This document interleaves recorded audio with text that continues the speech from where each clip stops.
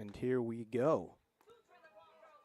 Thank you guys for joining me at Toppa Field today to see the Salve Seahawks take on the Endicott Gulls of Endicott College. My name is Bobby Olson, and let's get ready for a nice doubleheader today for your Seahawks. Just to bring you around the horn for the Seahawks, pitching, we have Kelly. Behind the dish, we have Bean. From first to third, we have Packer, Braid, Strazza, and Capetta. And along your outfield, you have Cepatelli in left, Rubino in center, and Ramos in right field.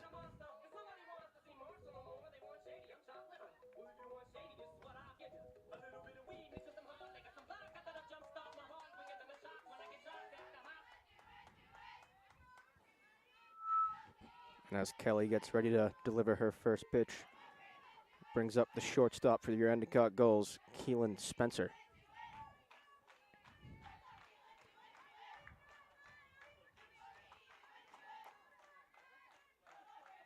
Keelan Spencer, a graduate student out of San Jose, California.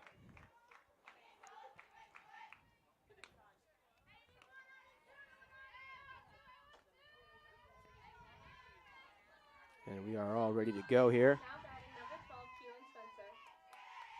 Umpire calls time, and we are play ball here at Endicott. So that pitch is outside for ball one from Kelly.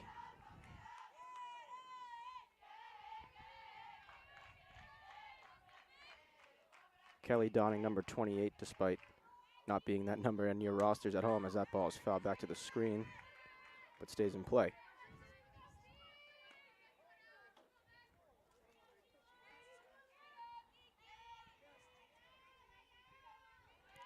The 1-1 now to Spencer. As Kelly delivers low and away, 2-1, just off the outside corner of the plate.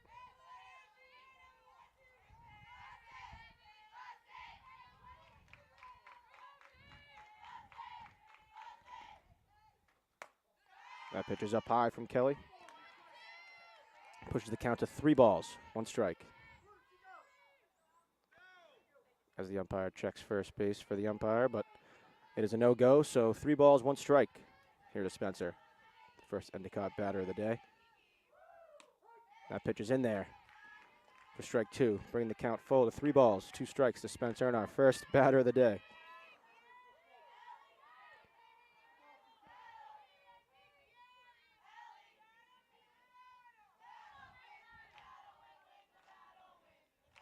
Three-two to Spencer. Is in there, strike 3. Kelly gets a swinging strike out of Spencer there. And there's 1 down for the Salve Seahawks.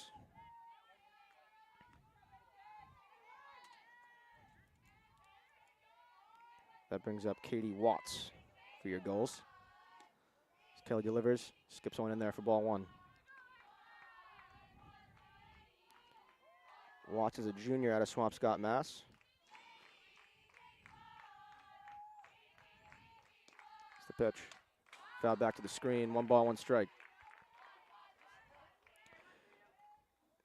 Your Endicott Gulls are first in the CCC, 9-1 in the conference, and 19-7 overall. And your Salve Seahawks are 7th in the CCC, as that one comes in outside. 2 balls, no strikes here to Watts.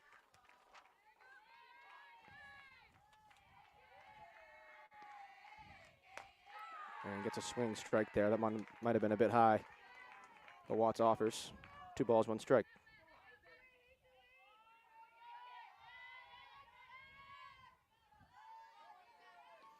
Kelly delivers. Another swing and a miss. Strike 3. And Watts goes down swinging. Kelly comes out and fans the 2 first Gull batters. 2 up, 2 down. And that brings up the catcher for the Endicott Gulls, number 42, Riven Comtois. Comtois offers, strike 1. A half-hearted effort there, but goes around, strike 1.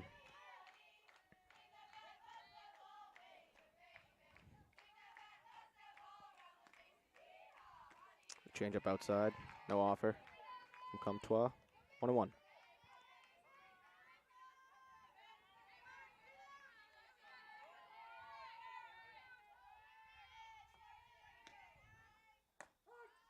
Ball comes in a bit high, but in there to the home plate umpires. That is 1 ball, 2 strikes. Your Salve Seahawks are coming off an MIT doubleheader from this past week, losing both of those games. That ball's in there just low from Kelly. Comtois has a good eye there. Brings the count to 2 balls, 2 strikes as Kelly tries to retire the side. 1-2-3. The pitch just inside as Rubino almost made it halfway to the Seahawk dugout on that one. Thinking that was strike 3, but to no avail. Pushes the count full to 3 balls, 2 strikes. Second full count of the inning. The pitch fouled right back to the screen. Just through the glove of Bean. Comtois stays alive. And the count is still 3 balls, 2 strikes. It's Comtois. The pitch comes in high, ball 4. So Comtois works her way on base. A good eye there. Works a good count. And the Gulls have their first base runner here in the top half of the first inning. Brings up the second baseman, Chrissy Murato. That ball's in there for strike 1. Murato is a junior out of Southington, Connecticut, of Southington High School. The 0-1 comes in high.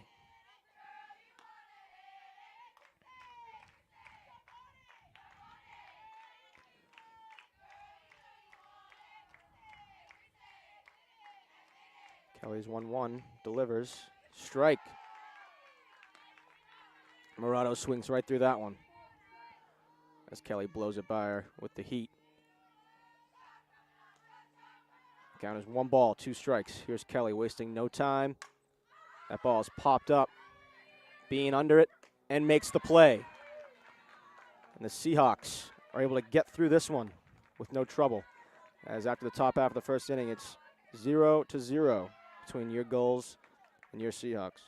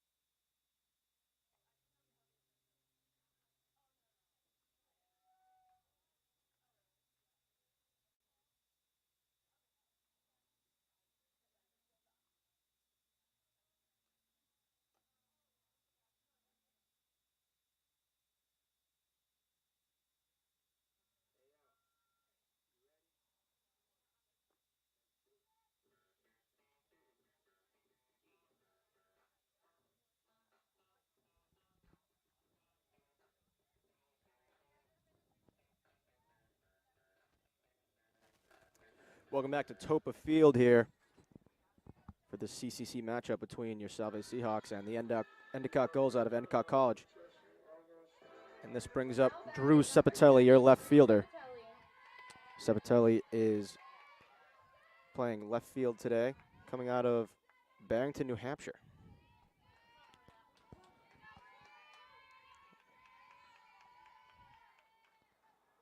There's the pitch. Strike 1, the slap style hitter Sepatelli looking to find a hole in that defense and get the Seahawks first hitter on the board. That brings us to the pitcher's mound, where you'll find Maria Hanchuk, the junior out of South Windsor, Connecticut. Southpaw. Sepatelli offers and checks first base, but to no avail. She does not offer. The count remains 1 ball, 1 strike. Good hands by Sepatelli to hold up there.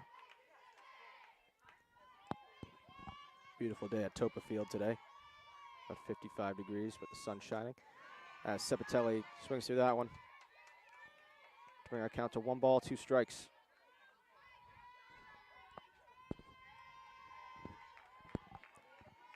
lefty-lefty matchup for Sepitelli. Not in her favor, but she'll try to work through that disadvantage here.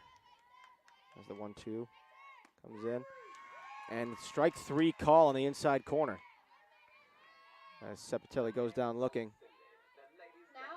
for the first out of the day. And that brings up first baseman Lauren Packer.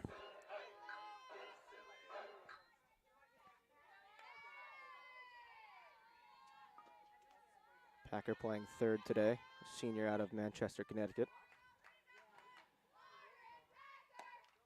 That one comes in high for ball 1.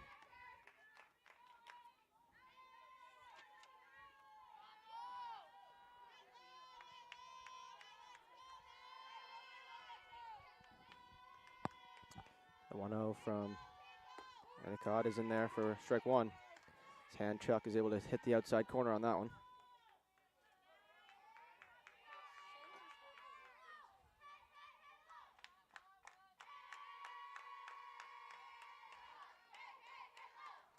And 1-1 is down low. 2 balls, 1 strike to Packer.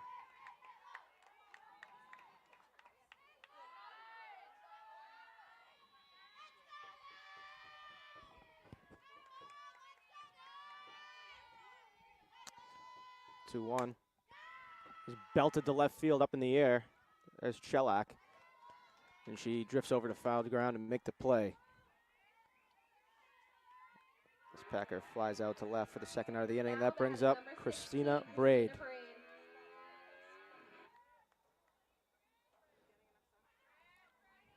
Your Seahawks are 11-18 on the year.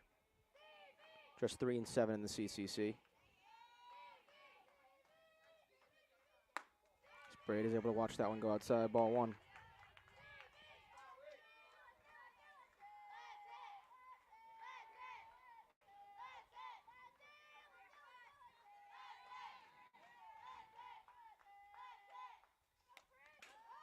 As Braid fouls that one back to the screen. The Seahawks have lost their last 7 in a row, looking to break out of this dry spell here. Haven't played a conference game in quite a bit. Not since Roger Williams. As Braid fans through that one. Strike 2. Pushes the count to 1 ball, 2 strikes here.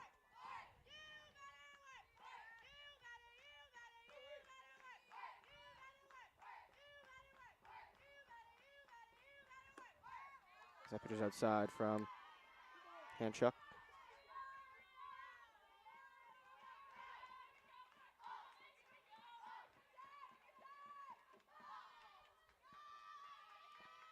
Handchuck checks the sign from the coach in the dugout. She delivers to Braid. That ball comes in just a bit high. Good spot from Handchuck nonetheless. 2 balls, 2 strikes here in the bottom half of the first inning. Not much action between these teams just yet. Here's Handchuck's pitch. In there, strike 3 on the outside corner. And Braid goes down looking. So the Seahawks go 1-2-3 here. And after your first inning, it's the Endicott Gulls 0, your Seahawks 0.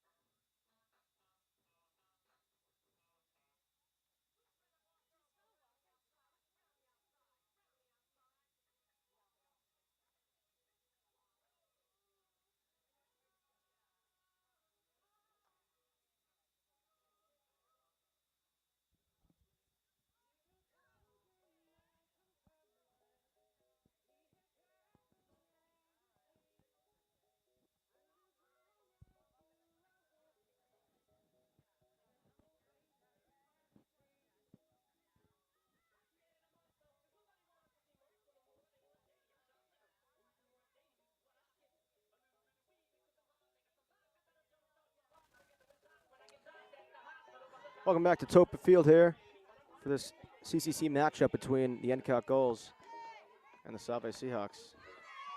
As that pitch from Kelly is in there for strike 1. Here in the top half of the second inning, this brings up Taylor Chelak playing left field for the Endicott Gulls. As Kelly's pitch comes in low. Chelak is a freshman out of Westboro, Massachusetts. Again, playing left field today as the 1-1 comes in from Kelly. Tipped into the net, strike 2.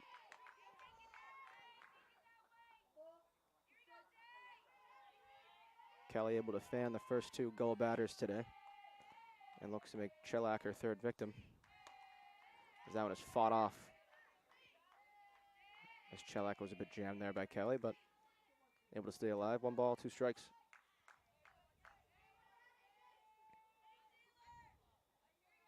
Here's Kelly wasting no time. Change up just a bit outside. Good bid by Kelly.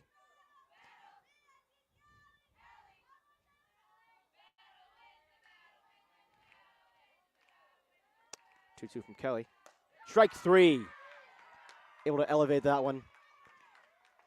And Chelak offers. As Kelly adds another strikeout to her total today, making it 3.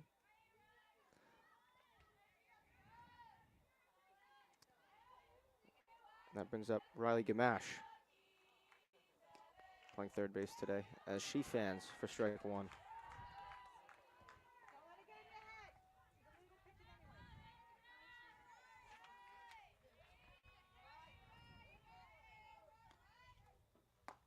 Strike 2 to Gamache. As Kelly working quickly. As Gamache finds herself down 0-2. Playing third base today is Gamache, out of Litchfield, New Hampshire. Kelly's 0-2. Comes in high. Good bid. Number 7,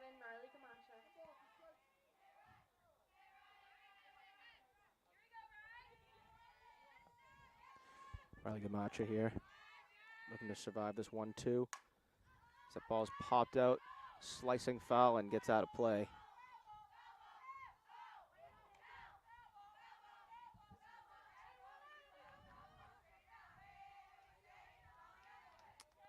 Again, a beautiful day here at Toppa Field, 55 degrees. Down in Newport, Rhode Island, as the pitch. Strike 3. Kelly able to fan back-to-back goals here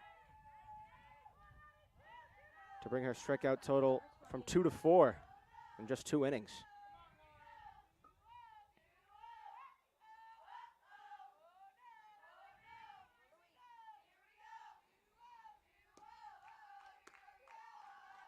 Kelly's pitch is just low for ball 1.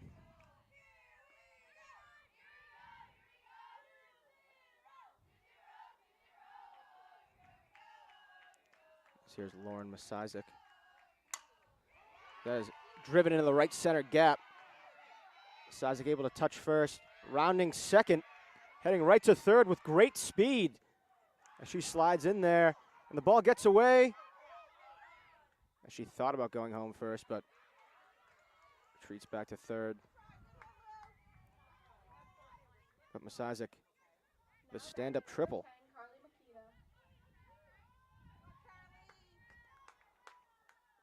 So the 7-hitter for the Gulls drives a Kelly pitch into right center field and able to slide into third base safely. So a 2-out rally could be on the books here for the Endicott Gulls. 2 down, that brings up Carly Marchitto. Marchitto, a senior out of Orange, Connecticut. It's Kelly's first pitch. Comes in high for 1 ball, no strikes. Kelly's second. Marchitto offers for 1 ball, 1 strike.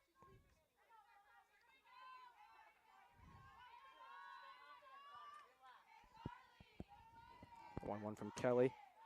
Fouled off, out of play to the first base side.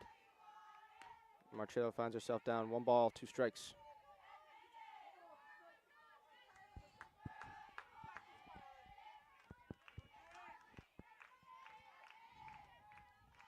The 1-2 from Kelly. Just low.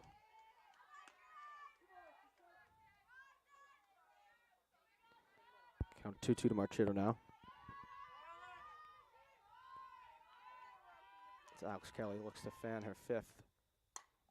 That ball's popped up. Over goes Braid and makes the play. The goal strand 1 at third base. So after 1.5, your Endicott goal 0, your Salve Seahawks 0.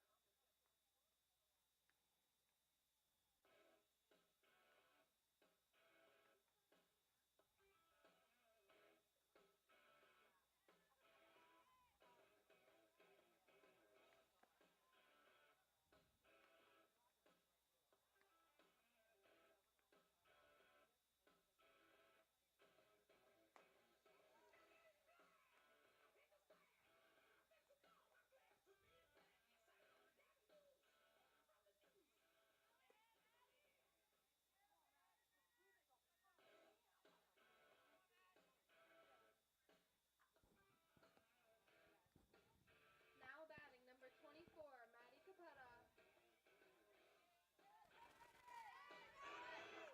Welcome back to Toppa Field here, as the Seahawks look to get their at-bat in for the second half of the second inning. That brings up the third baseman, Maddie Capetta.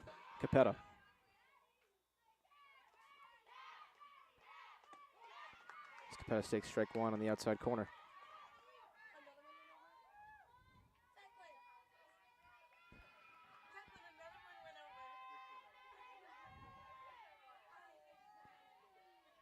The 0-1 to Capetta from Hanchuk. Fan for strike 2. Capetta quickly down 0-2. Capetta, sophomore from Raritan, New Jersey.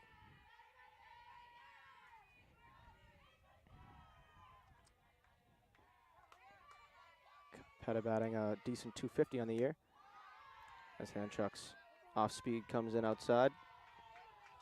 1 ball, 2 strikes here to Capetta, your Seahawk third baseman.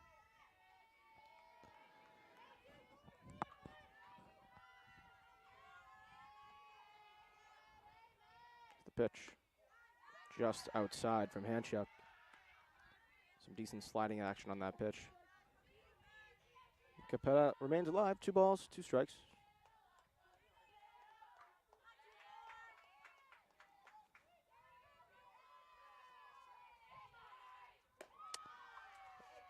Capetta takes that one way high, and she works her way full to 3 balls, 2 strikes. Capetta just 4 walks on the year, as she looks to make it 5. Battling a 3-2 full count with Hanchuk. Here's the pitch. Comes in outside, ball 4. Is Capetta able to work her way on base to give the Seahawks their first base runner of the afternoon. And that brings up the designated player today, Emily Lane. Now batting number 4, Emily Lane. Emily Lane hitting 250 on the year.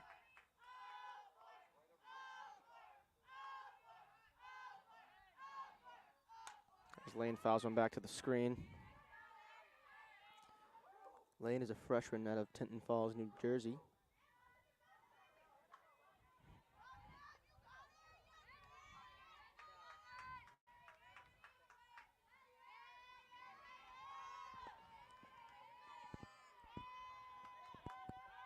It's Lane's pitch. She offers, as the home plate umpire confirms that. Lane quickly down 0-2 here to Hanchuk, as the Seahawk designated player digs in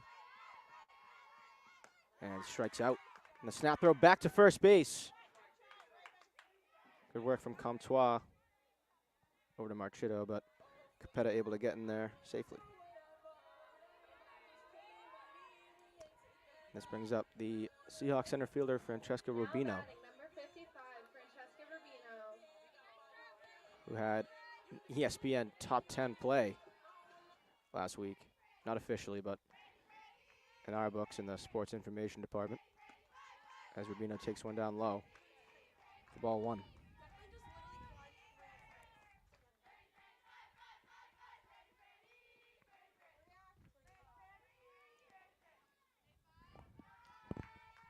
So 1-0.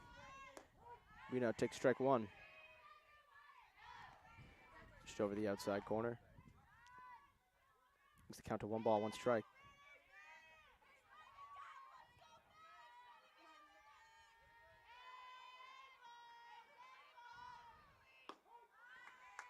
Rubino takes another one on the outside corner. Perhaps a bit selective, but 1 ball, 2 strikes here to Rubino. Got to be aggressive.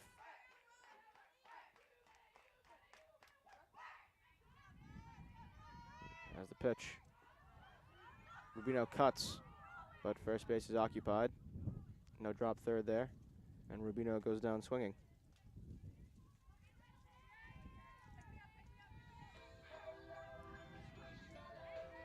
And that brings up Alex Kelly. Number 28, Alex Kelly.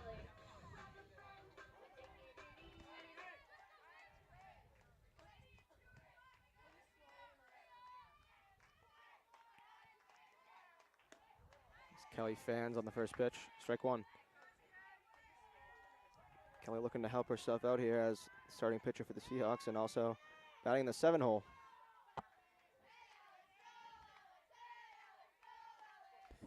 As the 0-1 from Handchuck is in there for strike 2. As Kelly finds herself down 0-2 quickly.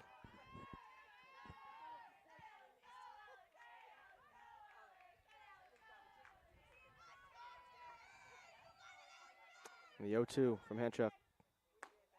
Too high.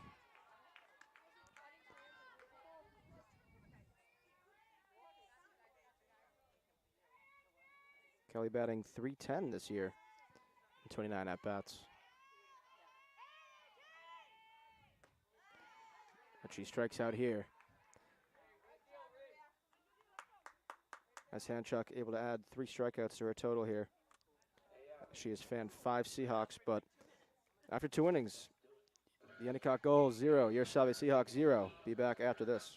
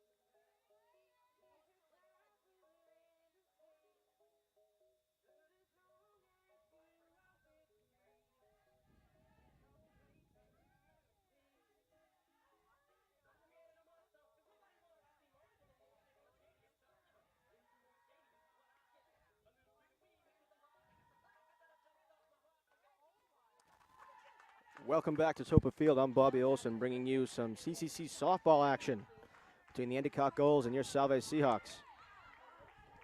As Nowicki quickly up here for the Endicott Gulls. Fouls one off on the bunt attempt. Again, that's the center fielder for the Endicott Gulls today, Christina Nowicki, sophomore out of Chelsea, Massachusetts. As she swings at one high. No balls, 2 strikes here to Nowicki. And strike 3 from Kelly, wasting no time. Retiring Nowicki on 3 pitches. All swung at. That brings us back to the top of the Gulls order. Number 12, Keelan Spencer. Playing shortstop for the Gulls as that one is skied to left field. Sapatelli able to settle under it. As there are 2 outs quickly here in the top half of the 3rd inning, still scoreless.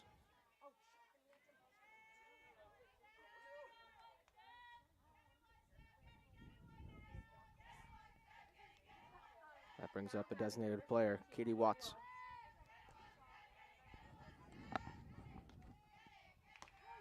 And Kelly is able to put that one in there for strike 1.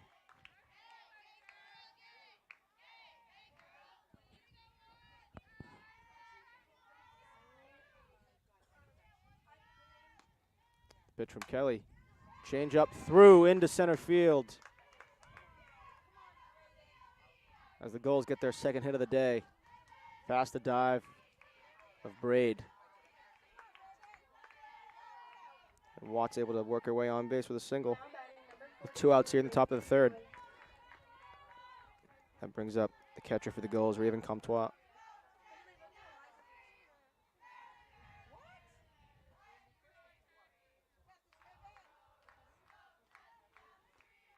Kelly's pitch in there for strike 1. Kelly very efficient today from the pitcher's plate.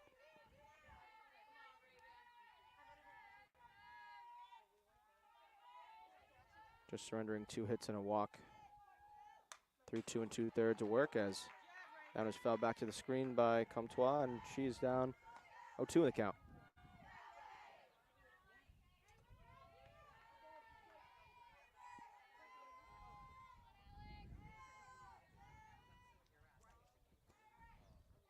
The 0-2 to Comtois from Kelly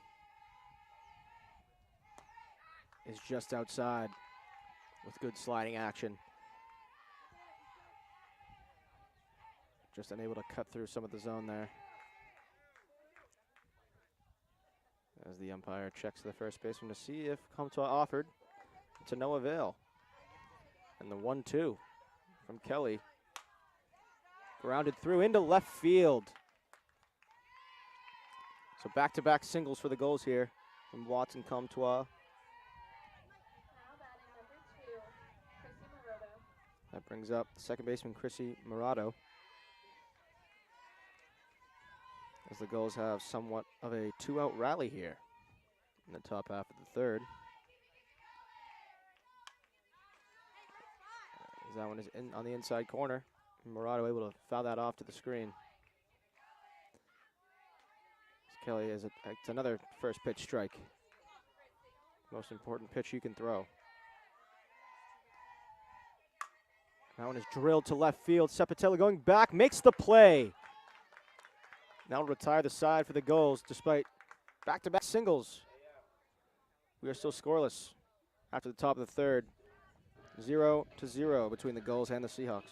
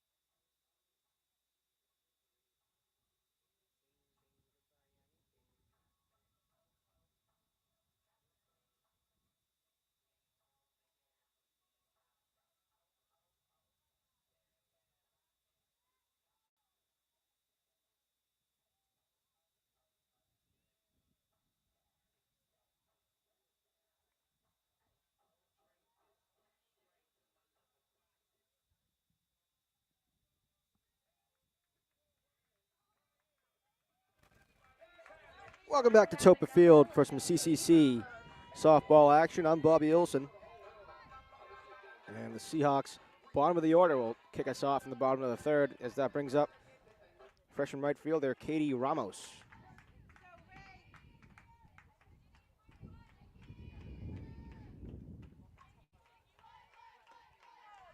As Ramos offers that one just a bit high.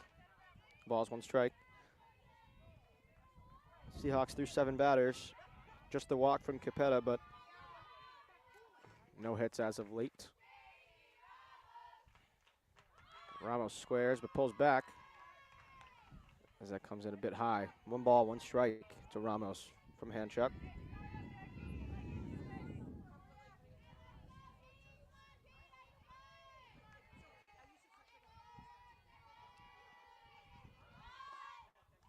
Ramos squares again. That did not seem to miss, but the umpire calls a ball. 2 balls, 1 strike here to Ramos.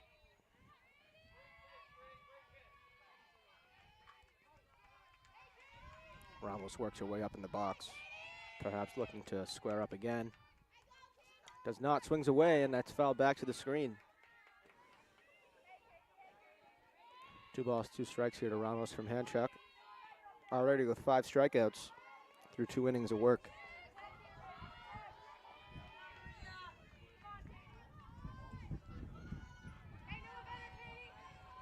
It's the wind blowing straight in from center field here into the eyes of the batter. That ball is skied. Back goes Comtois, and she makes the play for out number 1 for the Seahawks.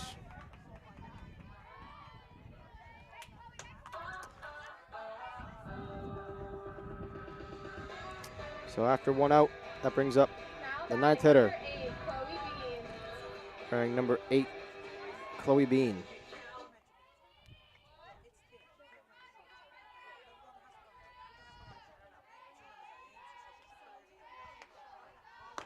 Chloe Bean offers at the first pitch, strike 1. Bean, your catcher today, a freshman out of Clinton, New Jersey. Bean hitting .224 on the year through 49 at bats.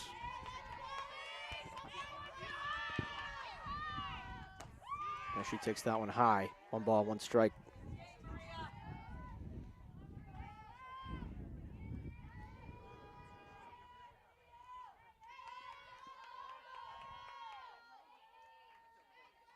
As hand chucks 1-1. Just a bit low. As being able to take 1 low there. 2 balls, 1 strike now.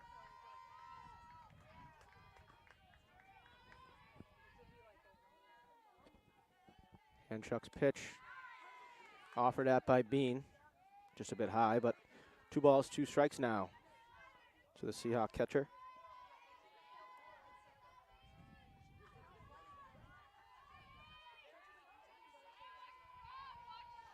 2-2 from Handchuck. Comes in high. And Bean able to work the count full. 3 balls, 2 strikes.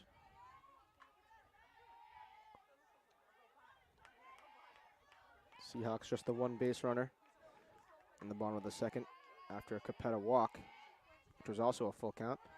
But that ball is in there at the bottom of the zone for strike 3, and Bean goes down looking. That brings up the top of the order. Drew Cepitelli playing left field, the slap style hitter for your Seahawks. Cepitelli with the 2nd most at-bats for the Seahawks, hitting a healthy .301, but 14 strikeouts on the year as well. Cepitelli offers the first pitch, strike 1.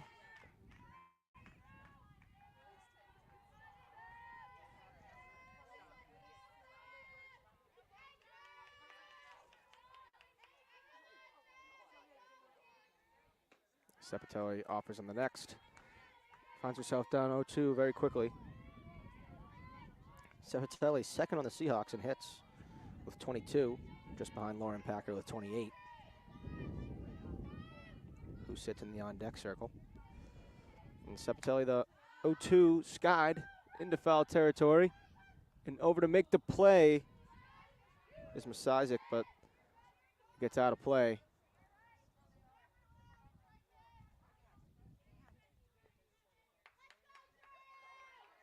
Cepitelli stays alive with new life after the dropped foul ball by Masizik. 0-2 from Handchuck to Cepitelli coming up. And the pitch. just a bit outside.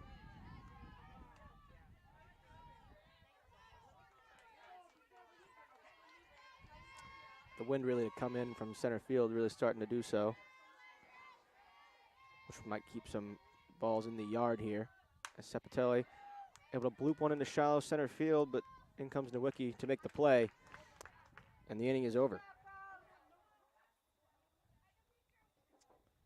Still scoreless through 3 innings here at Toppa Field on a beautiful Saturday afternoon. Still scoreless, 0-0.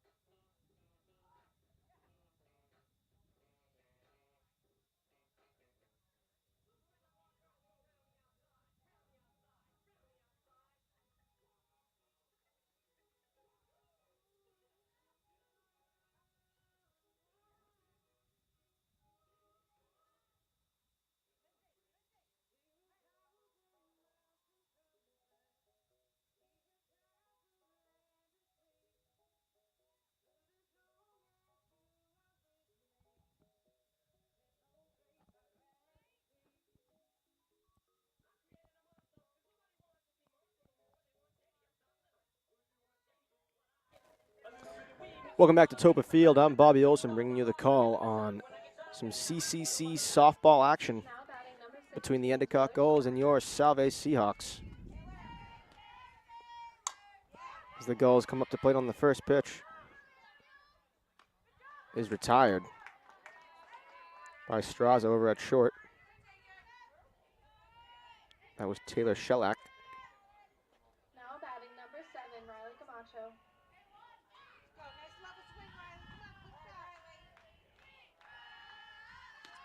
As the first goal goes down. That brings up Riley Gamacha, who struck out in her first at-bat back in the second. As Kelly's next pitch comes in high.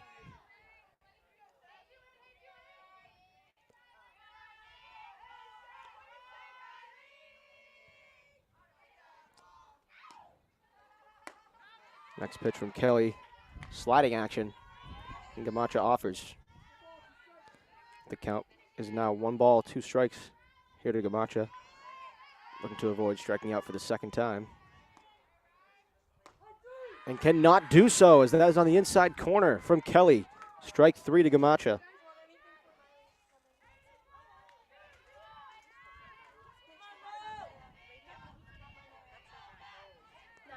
And that brings up the right fielder, Lauren Masizik, who tripled in her last at-bat back in the second inning, but the Gulls could not get her across, as we are still scoreless here in the top of the 4th inning at Toppa Fields. The young one to Masizik. Bit of a change-up as Kelly tries to pull the string, but comes in low as Masizik finds herself in a 1-1 count here with 2 away in the top of the 4th. As the pitch comes in, ball slices foul. Ramos tries to make the play in right field, but cannot do so. As Masizik finds herself down 1 ball, 2 strikes after fighting that one off to the right side.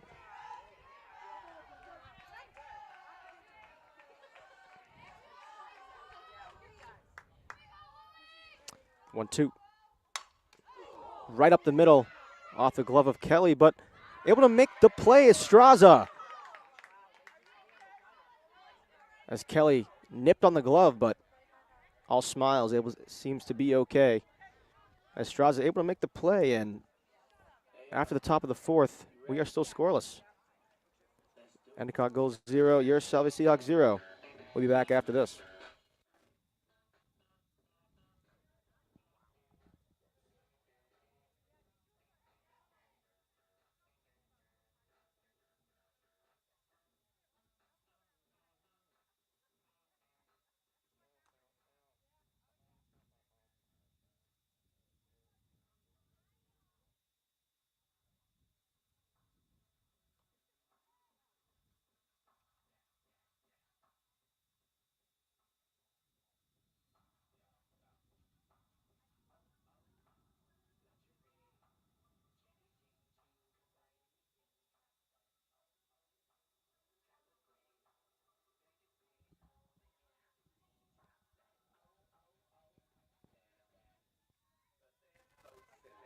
Welcome back to Toppa Field as your Salve Seahawks take on the Endicott Gulls in some Coastal Conference action. Number 9, Lauren Packer. Coastal Commonwealth Conference.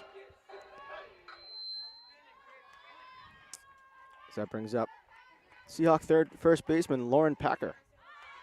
She squares, but Handchuck able to deliver strike one over the plate. Some CCC softball action around the league right now. Wentworth and Suffolk scoreless through 3. Curry College and the University of New England scoreless in the bottom of the third. And Roger Williams taking on Western New England as the Hawks are on top of the Golden Bears 2-0 in the bottom of the third inning. As Packer skies one. That's the second baseman Murado able to make the play. As Packer is retired.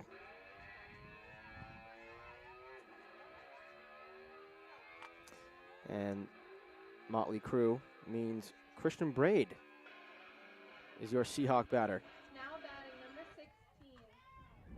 Pardon me, Christina Braid, the Seahawks second baseman. As that ball comes in high to Braid, ball one.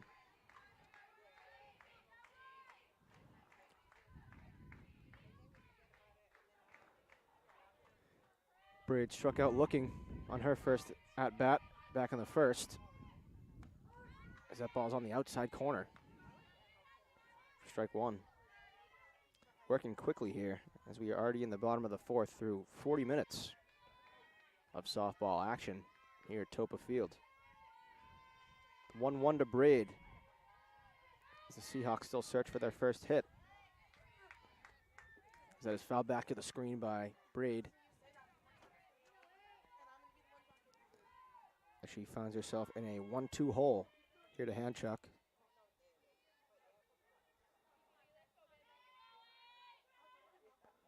Maria Handchuck, the pitcher out of South Windsor, Connecticut. As that ball skips in low. She started this game and, again, has yet to let up a hit through 3 1/3 innings of work. So here's a pitch from Handchuck. And Braid lines one to left field, but in comes Chelak to make the play. Great reflexes by Chelak out there.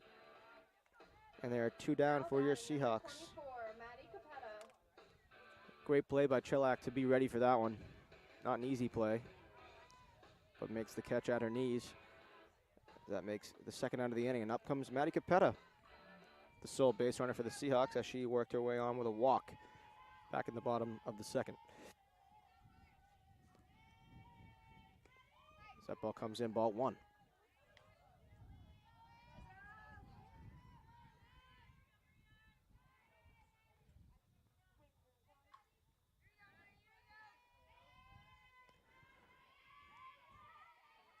Handchuck's 1-0 to Capetta. It's a violent follow-through from Capetta. But swings and misses. 1 ball, 1 strike now.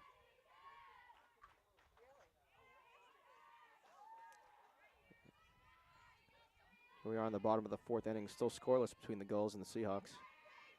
As Capetta swings and misses. Finds yourself in a 1-2 count.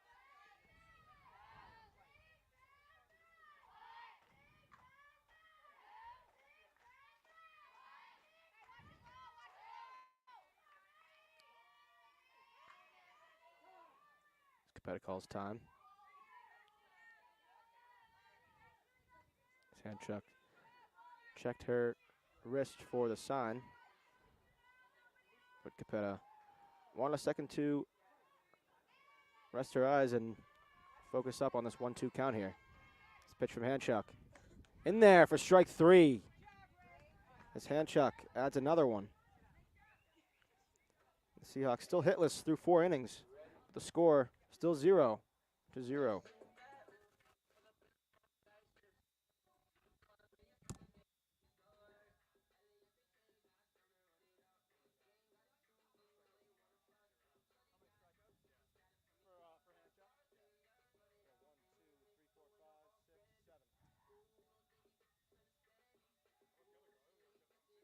she does.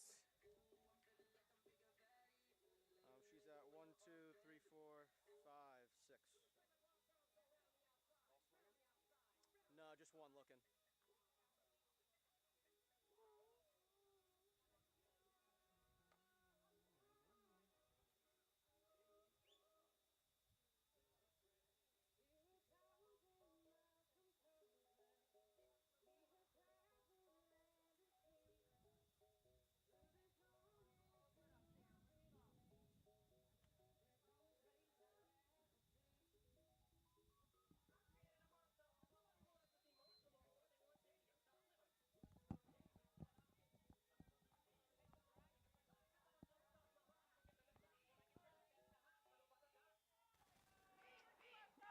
Welcome back to Toppa Field. I'm Bobby Olson, bringing you softball action between the Endicott Gulls and the Salve Seahawks. As that ball is driven into right field by Marchitto, but Ramos able to make the play over there in right field. One pitch, one out for Alex Kelly. Still dealing here in the top of the fifth.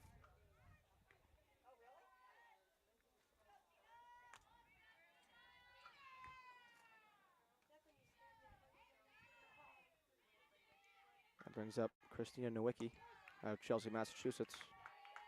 Your center fielder for the Gulls today. As Kelly able to throw another strike in there. 0-1.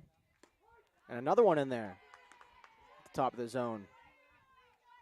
So Nowicki finds herself down 0-2, and Kelly looking to add to that strikeout total, which is up to 6. That ball is just inside. Close. Unable to get the inside corner there. The 1-2 here, Nowicki from Kelly. Pitch. Sliding action.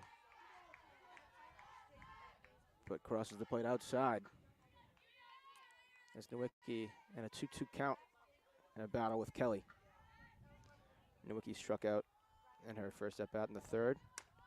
As that ball is grounded over to Capetta and on to first base to Packer for the out. Score that 5-3 in your books. That brings up the leadoff hitter for the Gulls, Keelan Spencer. Spencer 0 for 2 with a strikeout and a fly out to left field in the first and third innings, respectively. And in the top of the fifth, Spencer looking to get a base runner here for the Gulls. She takes strike one.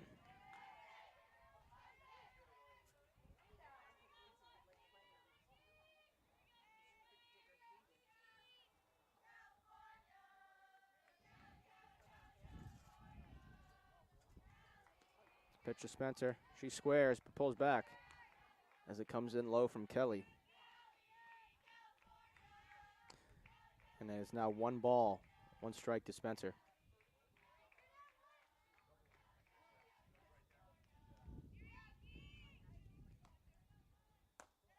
That ball comes in high.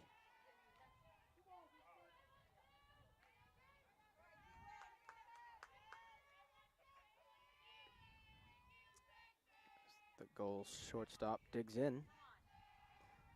Looking for her first hit after the afternoon. She grounds one right over to Capetta. And again over to Packer for the out. And our top of the fifth is over. The score still scoreless. Your Gulls 0, your Seahawks 0.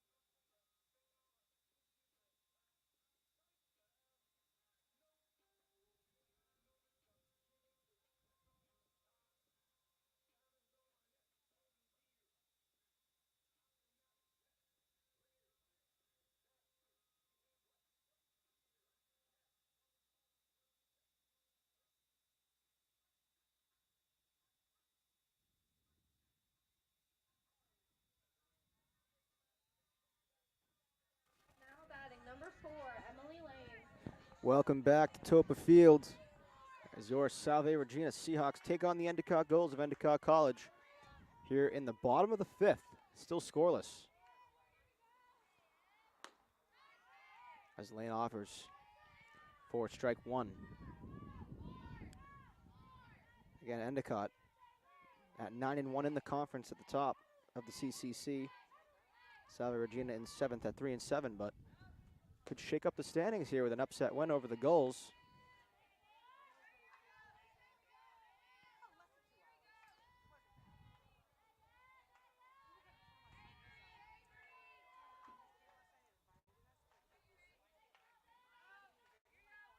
Pitch to Lane on the outside corner for another strike. 0-2. Sorry, 1 ball, 2 strikes.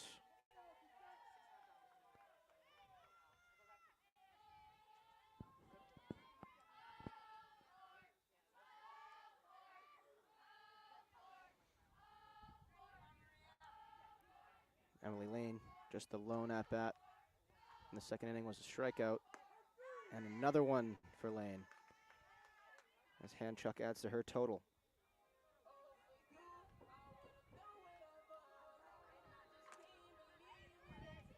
That brings up the center fielder, Francesca Rubino. Now batting number 55, Francesca Rubino. At our CCC standings with Endicott in first at 9-1. Wentworth right behind them at 8-2. And Western New England and Suffolk right behind them too, with both with 7-3 records. As that ball comes into Rubino low. Wentworth in second place in the CCC takes on Suffolk at 2 o'clock over at Suffolk in the Fenway area of Boston, Mass. As Rubino skies that one into right center field. And over to make an excellent play is Nowicki.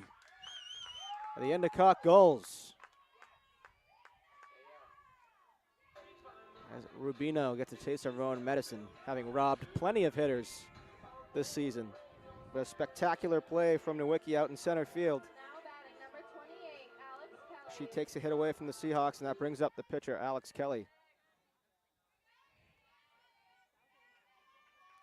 Kelly looking to help herself out here with a dominant 4 innings of work. Excuse me, 5 innings of work. Still let up an earned run, or any run for that matter, as we are still scoreless here in the bottom of the fifth. Kelly swings and misses.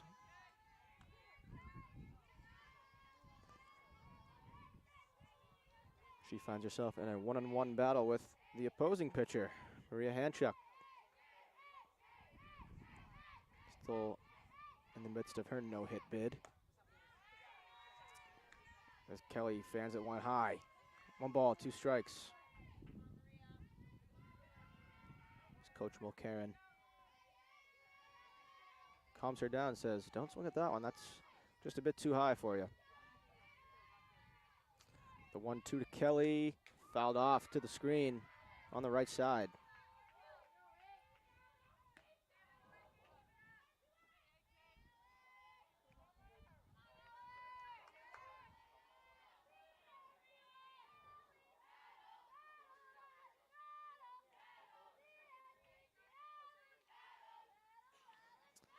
As the pitch in there for strike 3. As Kelly adds to her strikeout total. But through 5 innings, we are still scoreless. But while I have the intermission here, I want to talk to you guys about the Go for the Goal program, which is helping kids with cancer achieve their goals, as Coach Shauna Mulcairn shared this memo with me that I'd like to share with you all. Today, Salve Regina Softball is lacing up for pediatric cancer to support the Go for Goal Foundation to help kids battling cancer. Go for Goal works to improve the lives of children battling cancer by providing financial assistance, granting special wishes, developing unique hospital programs, and funding innovative research. For the $5 from every pair of laces worn by our team, and 100% of all donations directly benefit kids and families in Rhode Island. Help us reach our fundraising goal by scanning the QR code on one of the posters located behind the backstop, and learn more about Go for the Goal and how you can help make a difference by visiting goforthegoal.org.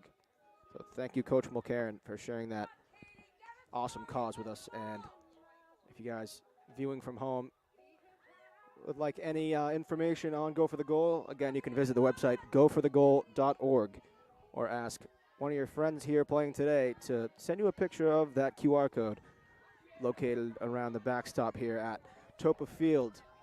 As the Seahawks still looking to get ahead here in a 0-0 grudge match with the Endicott Gulls. Now batting number 17, Katie Watts. But Kelly retakes the bump. That brings up the designated player, Katie Watts, as she takes one outside for ball one.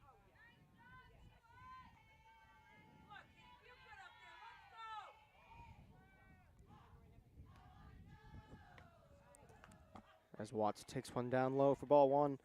Watts with one of the 3 goal hits today and one of the 4 base runners, as Watts and Comtois had back-to-back singles back in the 4th. She takes that one high. Back in the 3rd, excuse me. Back-to-back singles between Watts and Comtois, but to no avail, as Murata was not able to get them in. As Watts takes another for a strike.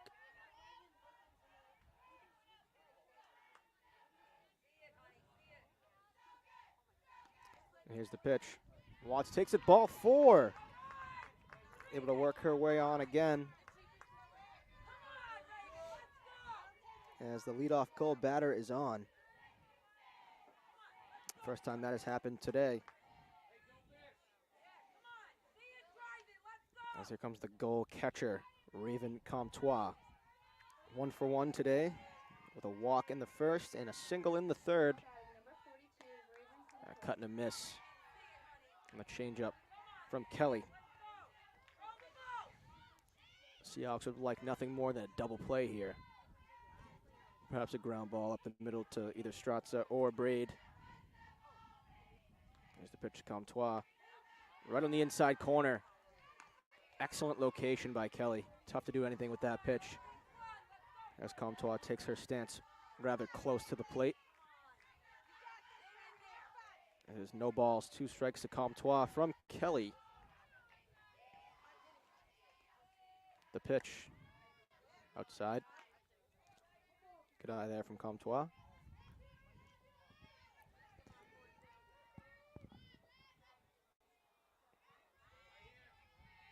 Here's the pitch from Kelly.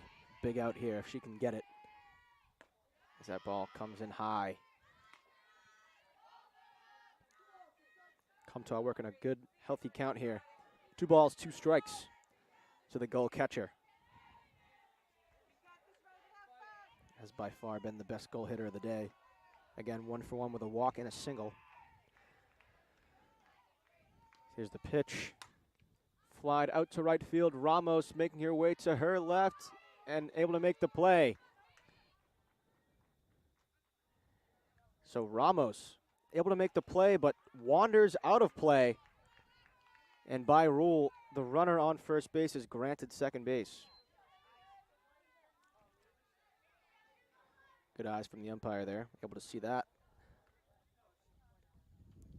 So Comtois flies out to right, but since Ramos traveled out of play, Watts able to get to second base. Essentially the same thing as a fielder throwing the ball out of play. For those of you at home wondering what the ruling is. And the Gulls play a little small ball here.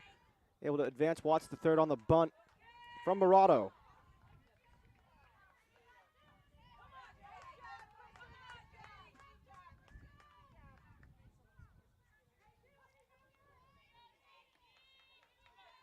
So the sacrifice bunt there to move her over.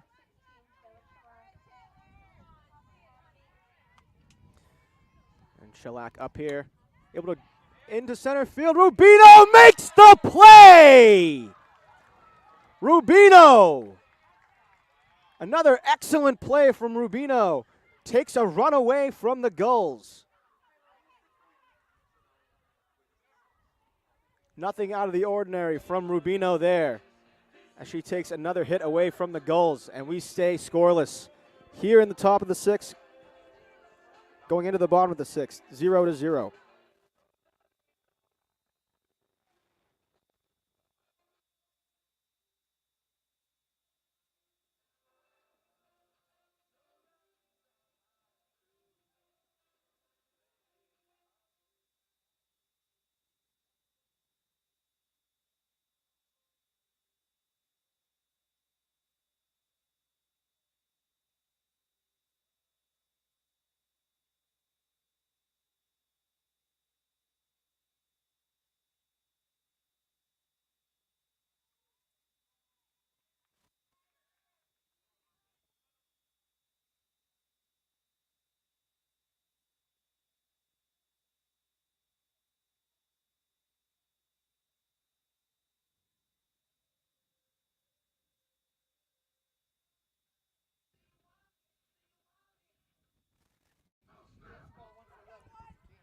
Welcome back to Toppa Field here between the Gulls and the Seahawks. Endicott and Salve Regina. As we have a pinch hitter here, Nikki Vanelli for Katie Ramos.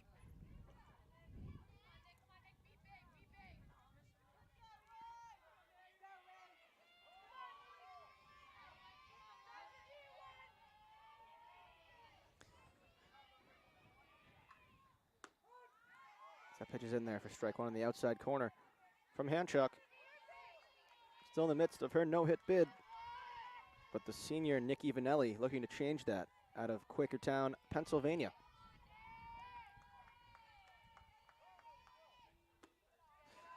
As a pretty similar pitch is called as a ball. 1-1 the count. Vanelli hitting .214 on the year through 42 at bats. She looks to change the pace of this game. She swings and misses. 1 ball, 2 strikes. Seahawks again looking for their first hit of the afternoon.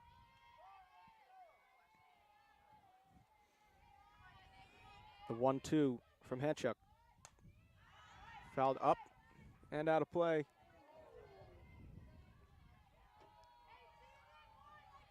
Hopefully not hitting any of our spectators' cars back there.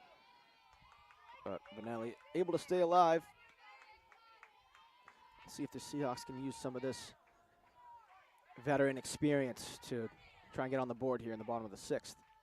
As Vanelli swings and misses, and Hanchuk gets another strikeout.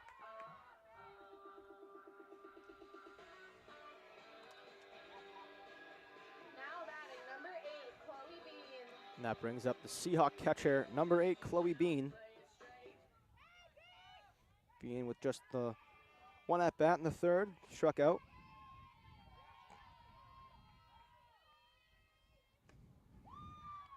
As Bean takes that one low, ball 1. No Seahawk has had 3 at bats today.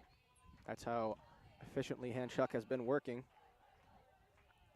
Would be perfect, but just the 1 walk in the second inning to Capetta. Otherwise has been rather dominant. It's the pitch to Bean. Fouled up and out of play. Right in the same spot, just in the middle of the street, back behind us. And the 1-1 here to Bean.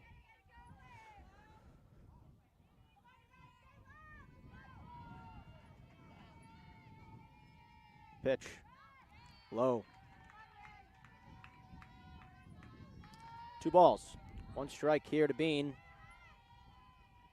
In the bottom half of the sixth, we are still scoreless at Toppa Field as the wind begins to kick in from center field towards the plate. Be adding a bit of velocity for Hanchuk as that ball is fouled out of play, hits a pole, and comes back into play. Good awareness by Comtois there, but of course does not count as an out. And 2 balls, 2 strikes here to Chloe Bean, the Seahawk catcher. Just a lone strikeout back in the third. The pitch comes in low. And the count is full. 3 balls, 2 strikes. Just the second full count for the Seahawks today, as they look to find just the second base runner of this matinee between the Gulls and the Seahawks. The pitch fouled back to the screen. Bean stays alive.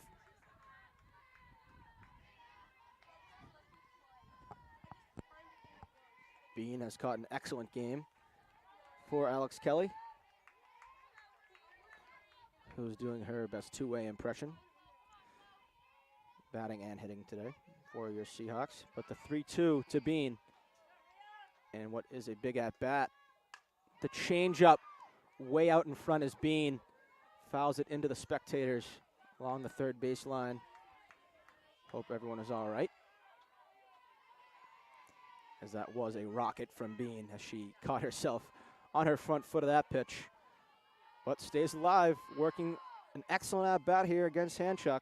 The best of the afternoon for the Seahawks. The pitch skips in, ball 4. Bean able to work her way on base with just one away, and that brings up the top of the order for your Seahawks, Drew Sepitelli.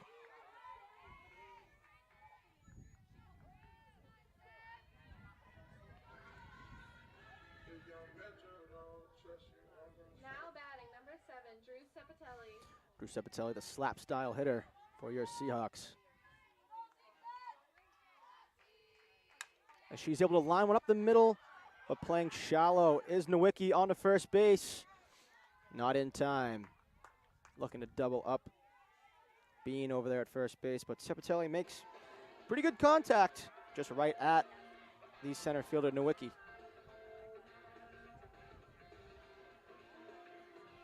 Now batting number 9, Lauren Packer. That brings up number 9, Lauren Packer, who flew out to left in the first and popped out to second in the fourth.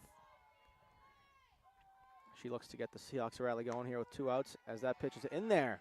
Strike 1. Good frame job there by the goal catcher Comtois. 0-1 now to Lauren Packer, your Seahawk first baseman. Bean over on first base as Packer calls time.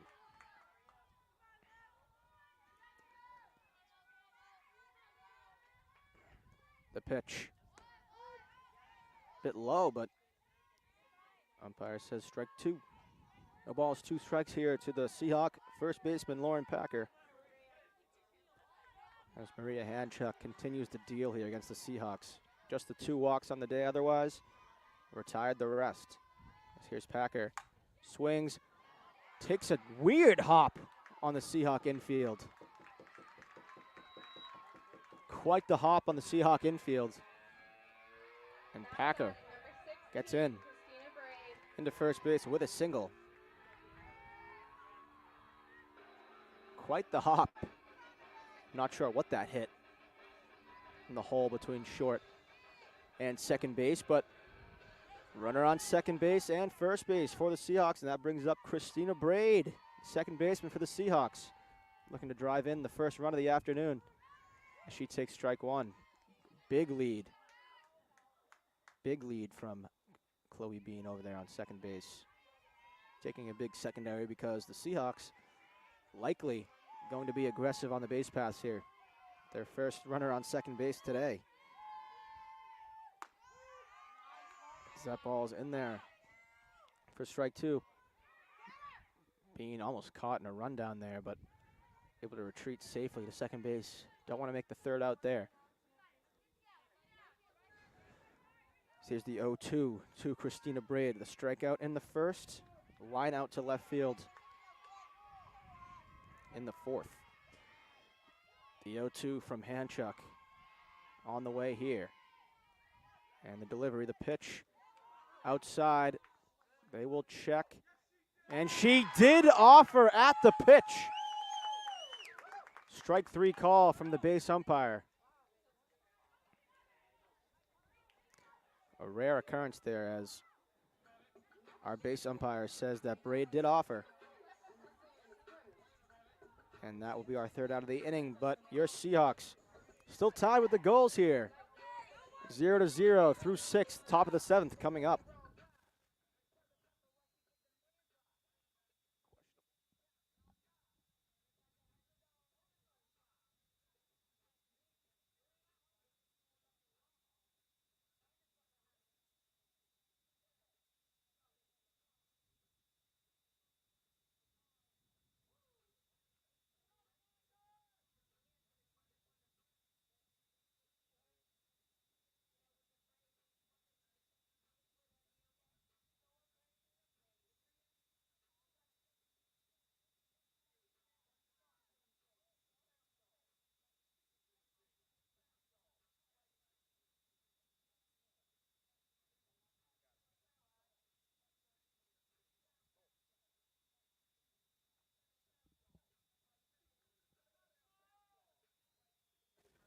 Welcome back to Toppa Field. I'm Bobby Olson bringing you some CCC softball action between your Salve Regina Seahawks hosting the Endicott College Gulls.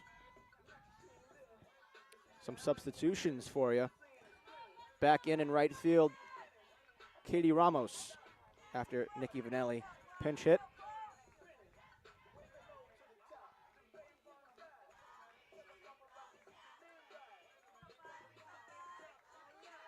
And now batting in place of the third baseman, Riley Gamacha, is number 5 for your Endicott Gulls, Chloe Shapley. Shapley is a freshman out of Linfield, Massachusetts.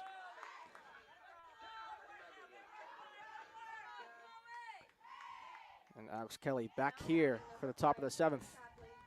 Complete game bid in effect as Shapley takes strike here. Strike one.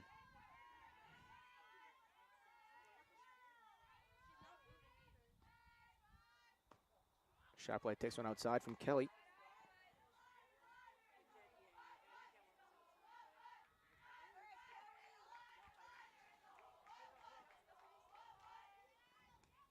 The pitch to Shapley. Up high. 2-1 here.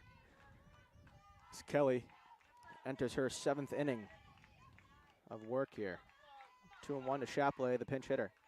Comes in low. Pushes the count 3-1. I believe this is the only lefty that Kelly has seen today. That is showing in the pitches here as she walks in 5 pitches, and the leadoff goal batter is aboard with a walk.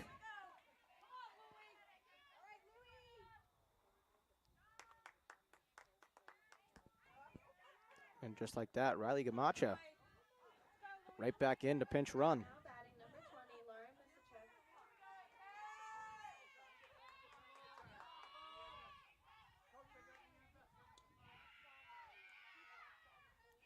Umpire checking with all parties to make sure everyone is aware of the substitution as Gamacha re-enters for Shapley after she works her way on with a walk.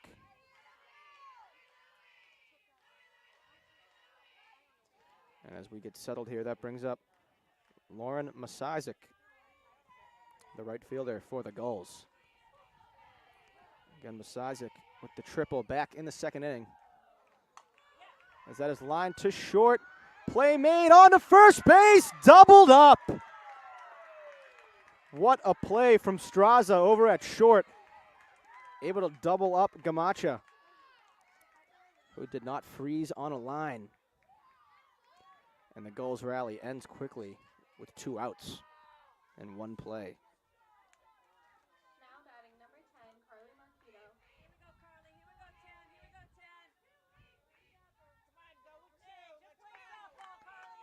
That brings up Carly Marchito, first baseman. That is slapped right at Christina Braid, and she makes the play onto Lauren Packer. So the Seahawks have a little fun with it, get a double play out of the top of the 7th. And we are in for some extra innings of softball unless the Seahawks can walk it off here in the bottom of the 7th. Our score is still scoreless. Your Endicott Gulls 0 and your Salve Seahawks 0. We'll be right back.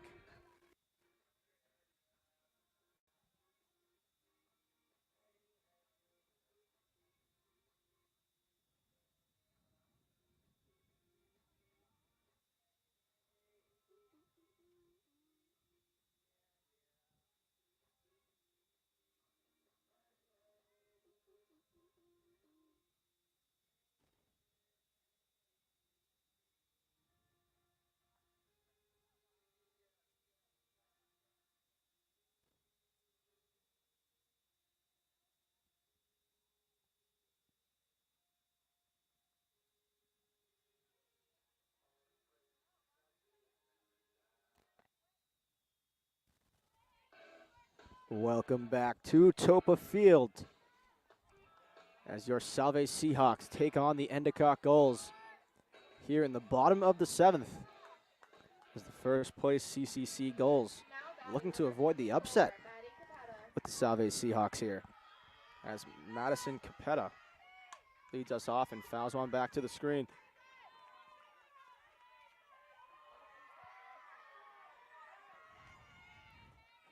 Hanchuk pitching an excellent game, just allowing the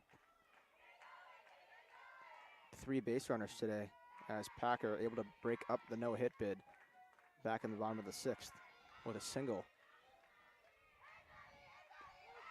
That's an excellent change up there from Hanchuk. Fools Capetta. And the 0-2 pitch from Hanchuk pending. So just the 1 hit from Packer in the last inning. Took an odd bounce on the infield as that is fouled back.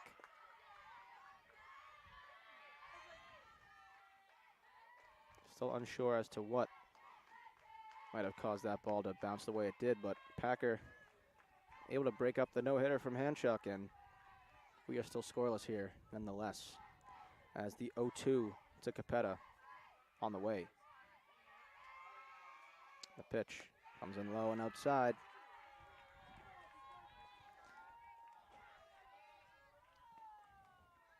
Capetta, your Seahawk third baseman, has made a couple good plays here this afternoon.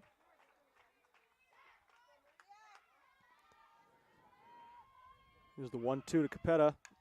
Foul back to the screen.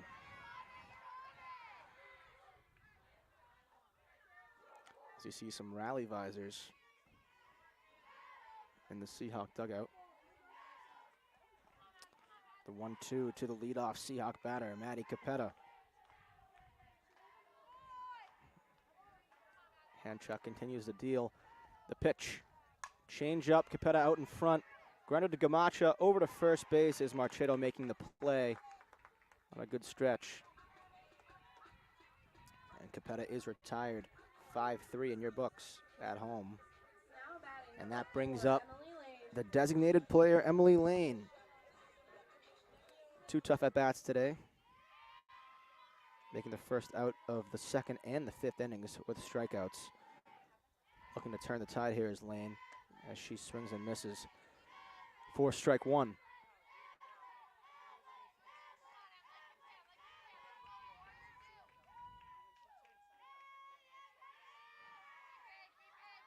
Nice to see 33 of you watching, as that pitch is fouled back by Lane to the screen. Seahawks looking for a 7th inning rally here, as they are still deadlocked with the Gulls at 0-0. As Lane looking to avoid her 3rd strikeout of the day, as she takes one outside.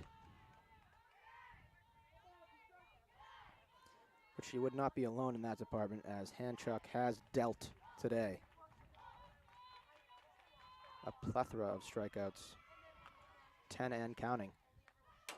As Lane wears that one on the elbow pad, and she will take first base.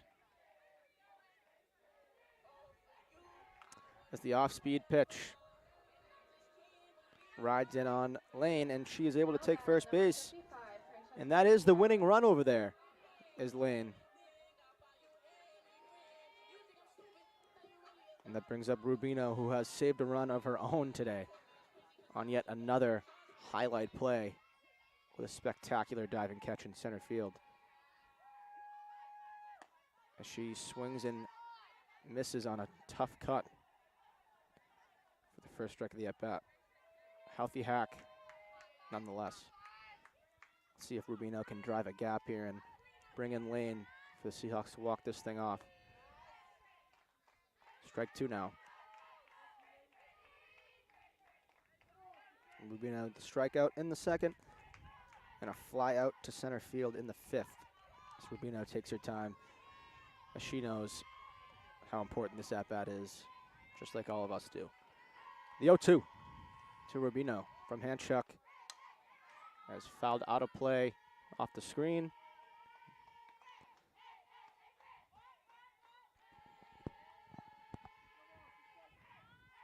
Rubino looking to keep the Seahawks alive here in a scoreless 7th in this deadlock between the Gulls And the Seahawks, the 0-2 from Handchuck.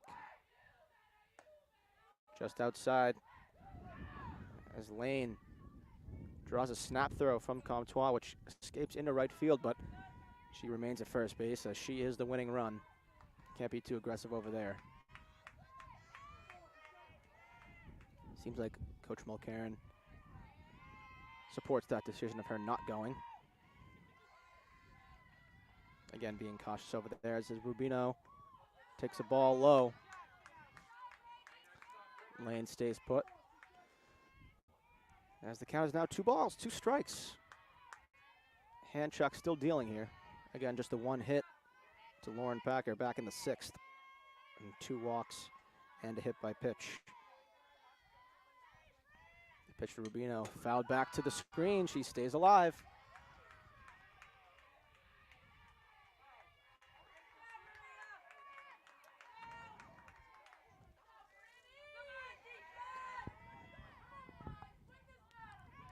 Francesca Rubino staying alive in this lengthy at-bat.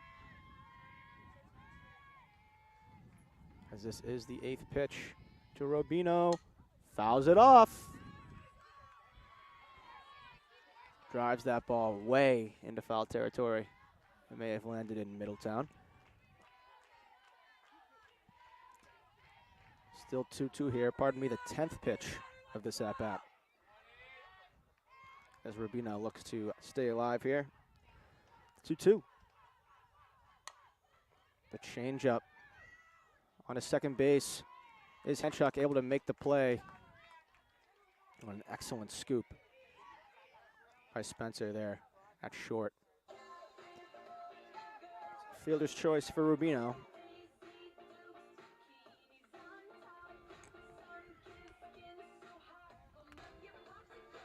That is the second out of the inning. That brings up what would be Alex Kelly, but we do have a pinch hitter, and that brings up Morgan Bello, the freshman from Corte Madera, California. A Redwood High School native.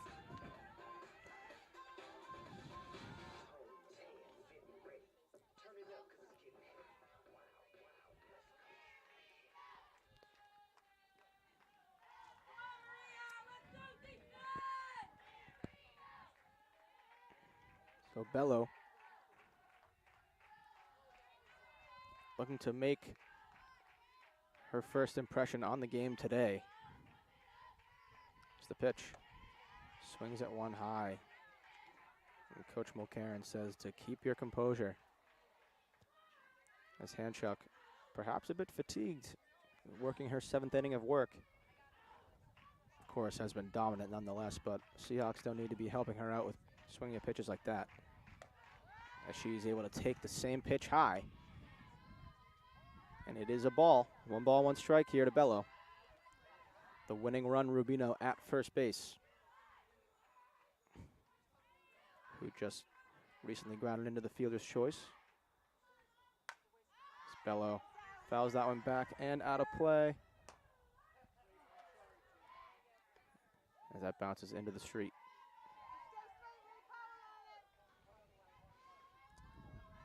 One ball, 2 strikes here to Bello.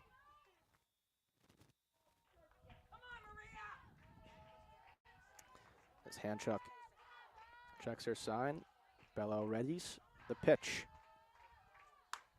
Lined into right center field. Rubino stays put at second base. And Bello does her job and gets the single into right field. And that brings up Katie Ramos, our right fielder, who would love nothing more than to walk off the Seahawks here in the bottom of the 7th against the rival Gulls.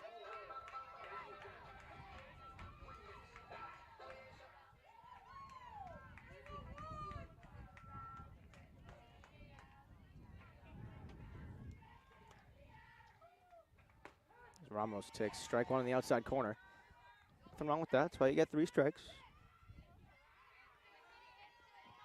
It's okay to watch a couple go by. As the 0-1 to Ramos. Handchuck checks her sign and delivers to Ramos. That ball is fouled off to the left side. Stays in play off the screen. So Ramos finds herself down 0-2. Of course, wanting to do anything she can to get on base for the Seahawks here and perhaps walk it off with the speedy Rubino at second base. Expect to see Mulcairn be rather aggressive here, as that is the winning run. At second base, Rubino. The 0-2 to Ramos. The pitch comes in high. Good eye from Ramos there. 1 ball, 2 strikes now. Hand chuck on the bump in her 7th inning of work. Looking to put Ramos away and get us to extra innings. The 1-2 to Ramos. Flied to Murado at second base. She makes the play, and that will do it for the bottom of the 7th. Our score is 0-0 through 7. Say that again? I use the official score, that's why I'm asking. If not, then don't worry about it.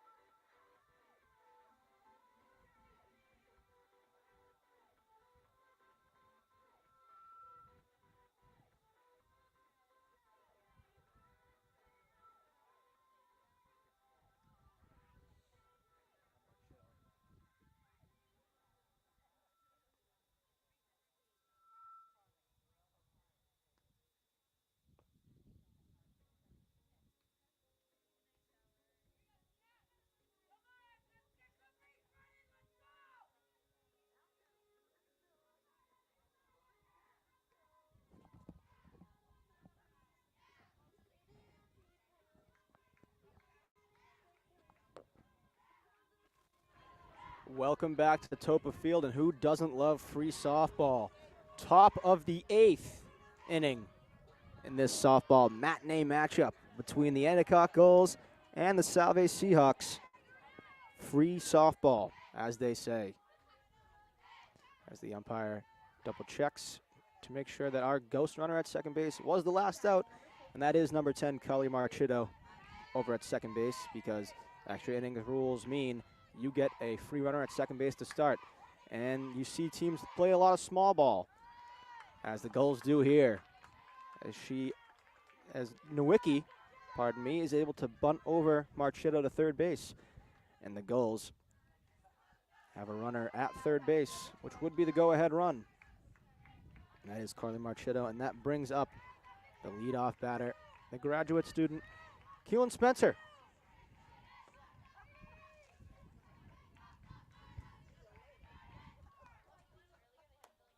Ball 1 here to Nowicki.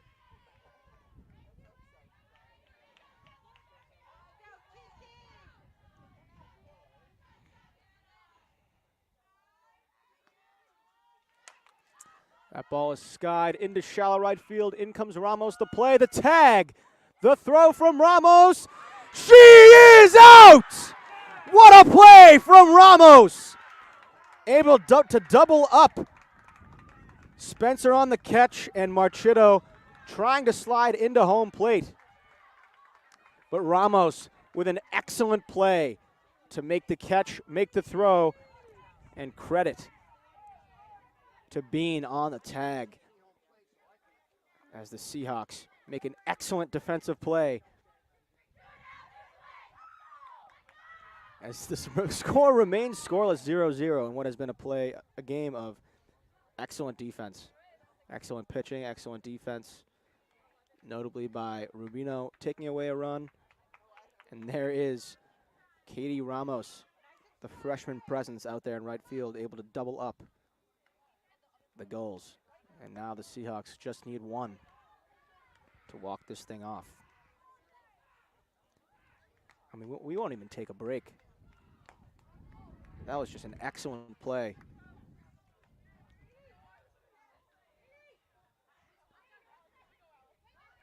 And Ramos, who was able to double up the Gulls, is starting on second base. One of the fastest players on the Seahawks roster, as you'd expect playing in the outfield. as here come the Seahawks trying to walk this thing off against the Gulls, who are atop the CCC at the moment. Now batting number 8, Chloe Bean. And that brings up the catcher, Bean. She lays down the bunt. Ramos over to third, and Bean is retired at first. Bean does her job.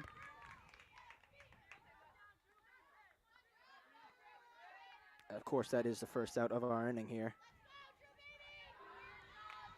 And that brings up the leadoff hitter, Drew Sepitelli. 0 for 3 on the day, strikeout, fly out to center, and a line out to center. Right half of that infield for the Gulls playing pretty deep. She can ground that thing to second base. I think Ramos will be able to get in. That ball pops up into foul territory and just escapes out of play. Good attempt by Gamacho over there. Gamacho and Spencer. With a slap style hitter, you might see Sepitelli try and put this thing right over the third baseman, Gamacho. Here's Sepitelli, the 0-1 with 1 out in the bottom of the 8th. Seahawks just need the 1 run to win the game. Sepitelli flies one to left field. It's Shellac. And that ball drops, but it's a foul ball. So no harm, no foul, as they say. Shellac unable to make the play, and nothing changes. Sepitelli does her job, gets the ball into the outfield. The least she could do on that pitch, but Shellac, again, no harm, no foul. Can't make the catch, but the ball drops foul, and we redo the play. Here's Sepitelli, down 0-2 in the count. The pitch from Hanchuk, fly to center field. In comes the right fielder, Masizek. Ramos to the plate. Changes her mind on an excellent throw by Masizek, as the Seahawks do not force the issue there.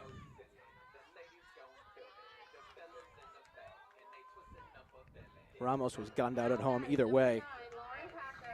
But Sepitelli unable to get the run in there.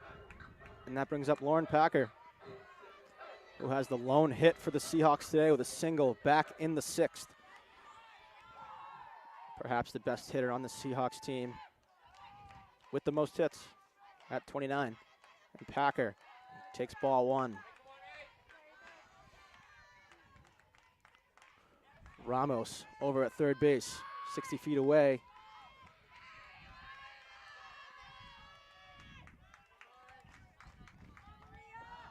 As here's Packer.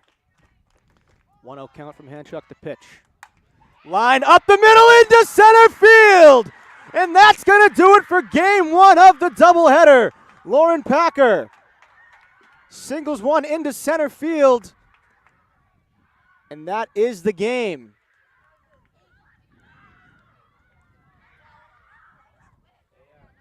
What great hitting by the Seahawks there. Packer able to get it done. Lines one into center field. Ramos scampers on home, and that's going to do it for game 1 of our doubleheader. A game of excellent defense, excellent pitching, and for the Seahawks, timely hitting. They're able to walk this thing off. Packer is the hero for the Seahawks. She goes 2 for 4 on the day, but that's going to do it for game 1 of our doubleheader as the Seahawks walk it off against the Endicott Gulls. 1-0 our final. We'll see you back here in about 25 minutes for game 2. Thanks for joining me. I'm Bobby Olson, and we'll see you soon.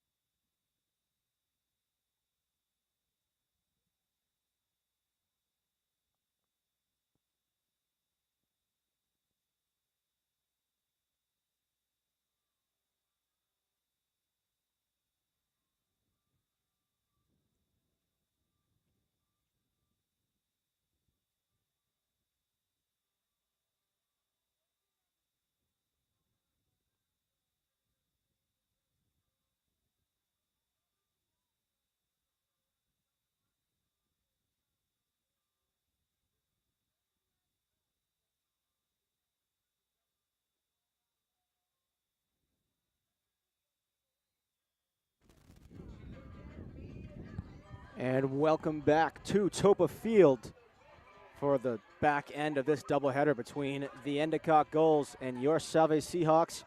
I'm Bobby Olson, bringing you this CCC softball action here from Toppa in Newport, Rhode Island.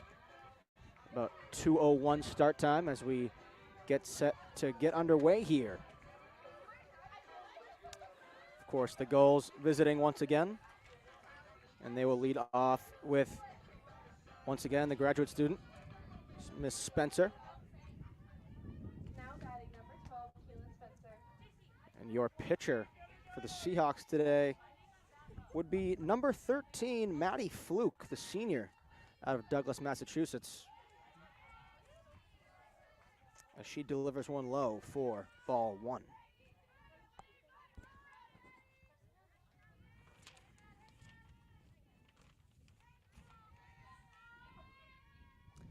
The 1-0 is in there for strike one.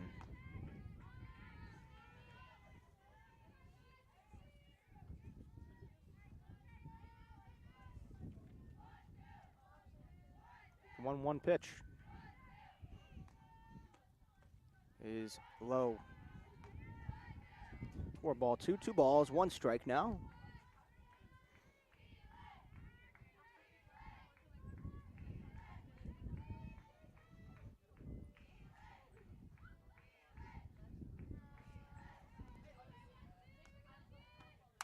As that ball is hammered into center field, back goes Rubino, tracking through the wind and able to make the play, not surprisingly, as she always does.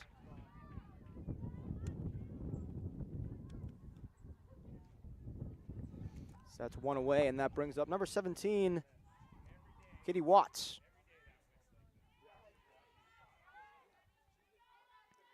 Bringing around the horn for your Seahawks.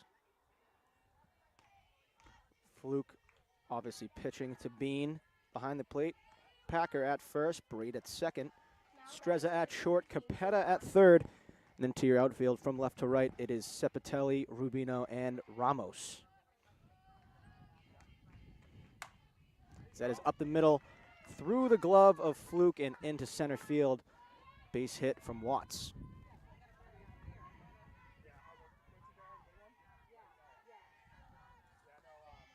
Now batting number 42, Raven Contoy. That brings up the catcher, Raven Comtoy.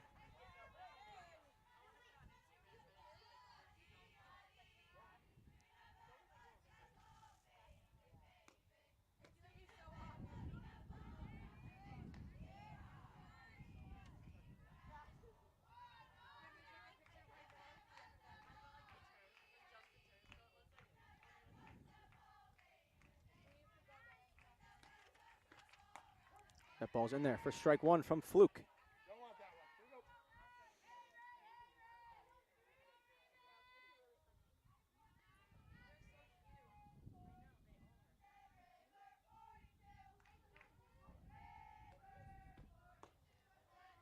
That pitch is low. No check. It's the 2-1 here to Comtoy.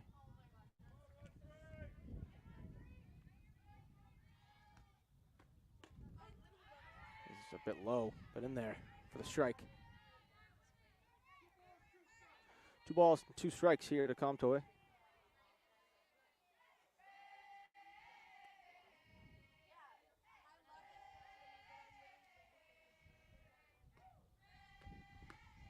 And just outside to push the count full to 3 balls and 2 strikes.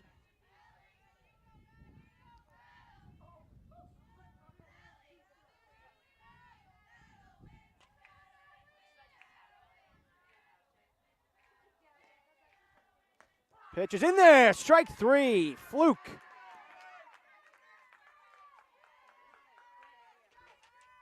Is able to get Comtoy there. The second out of the inning. That brings up Chrissy Morodo.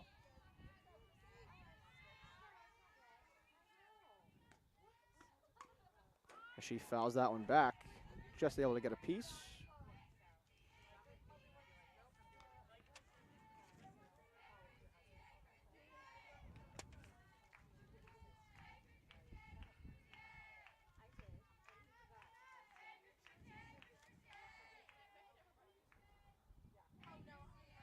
Pitch from Fluke is fouled back to the screen.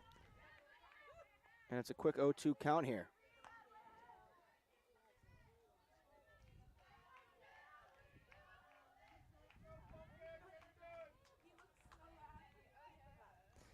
The 0-2 from Fluke is just outside.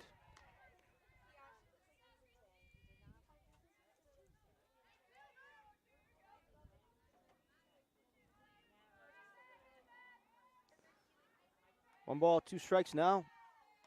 The pitch from Fluke is lined, hooking foul down the left field line. So another pitch from Fluke will come.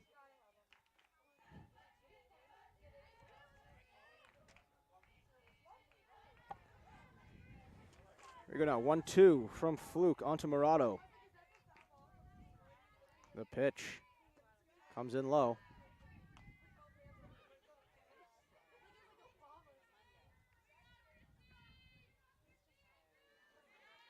Now 2 balls, 2 strikes. Into Morado. Fluke delivers, ground ball down the line. Stopped by Capetta on to first base, not in time. Good hustle, she'll get the single for that. Great stop by Capetta, but I'm not sure she would have had a chance to get her either way. But a great stop, might have kept Watts on second base there. So first and second with 2 outs. Brings up Masizek.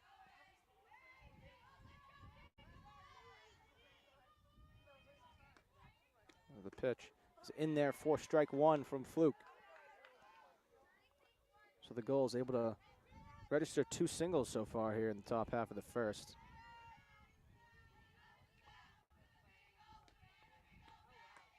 That pitch is in there for strike 2 from Fluke. Good off-speed action, able to catch the corner. Masizek down 0-2 quickly.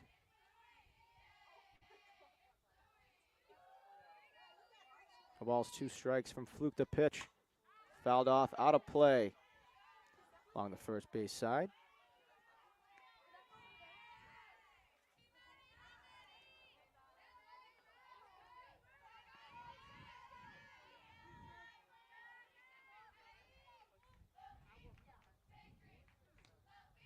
Fluke's pitch is outside. 1 ball, 2 strikes down to Masizek.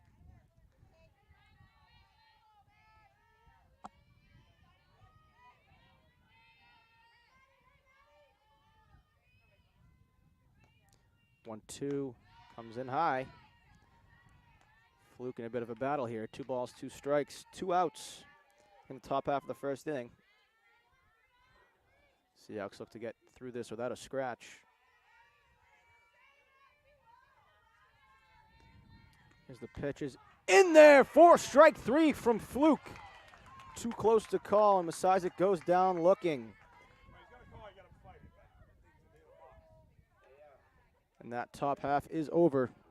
Still scoreless. The Gull 0, your Seahawks 0.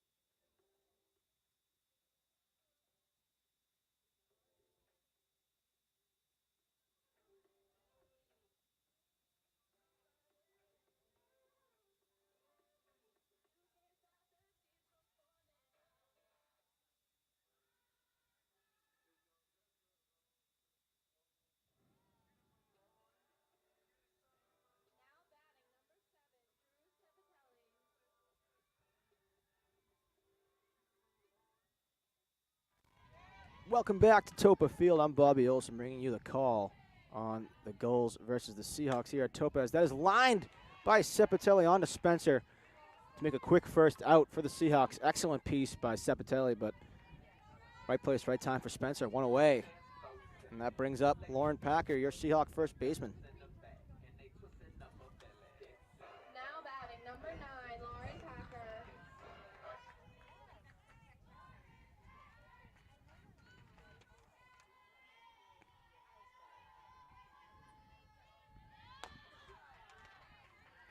That ball is high. Ball one.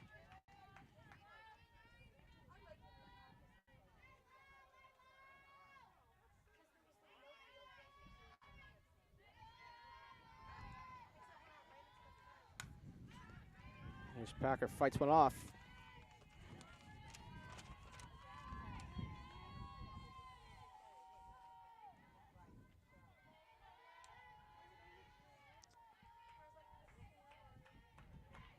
Your pitcher for the Gulls is Jalen Kudo, a sophomore out of Taunton, Massachusetts.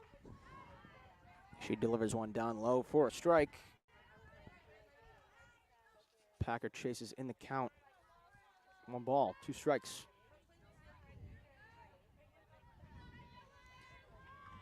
One away for the Seahawks as Kudo delivers. Packer pops it up. Out of play. Onto the street behind us.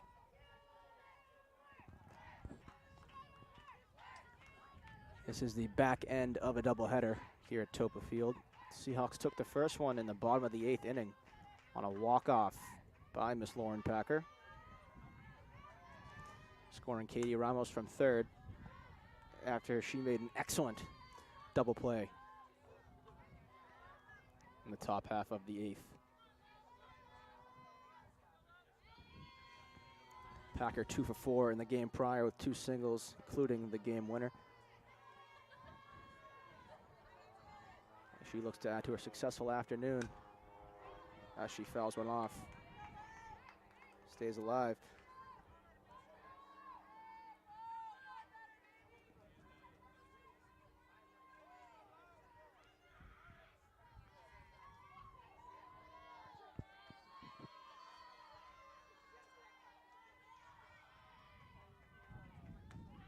Packer takes one high.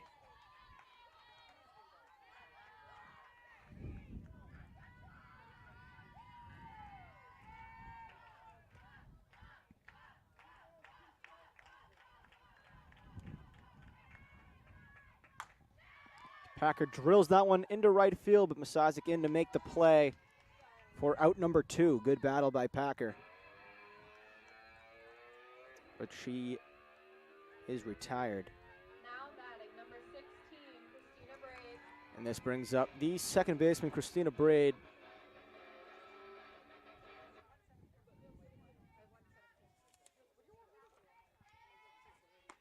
Braid takes one outside, ball 1.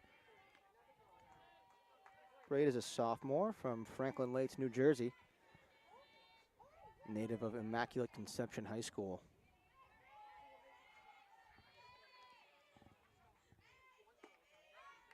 As that one a bit inside. Unable to get the call there. 2 balls, no strikes. Kudo with good location, but unable to capitalize. 2 balls, no strikes. To Braid, the pitch is driven into deep left field. Back goes Chelak to make the play, and that will retire the side for the Seahawks after 1. The Endicott Gulls 0, your Salve Seahawks 0. Be back after this.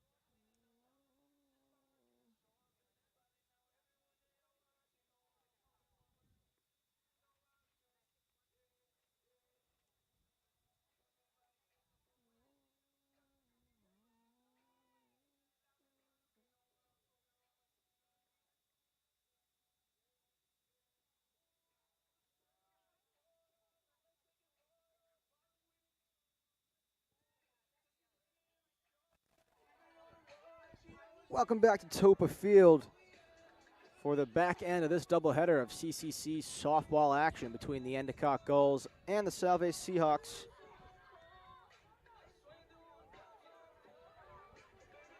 A windy afternoon here at Toppa Field in Newport, Rhode Island, as it usually is.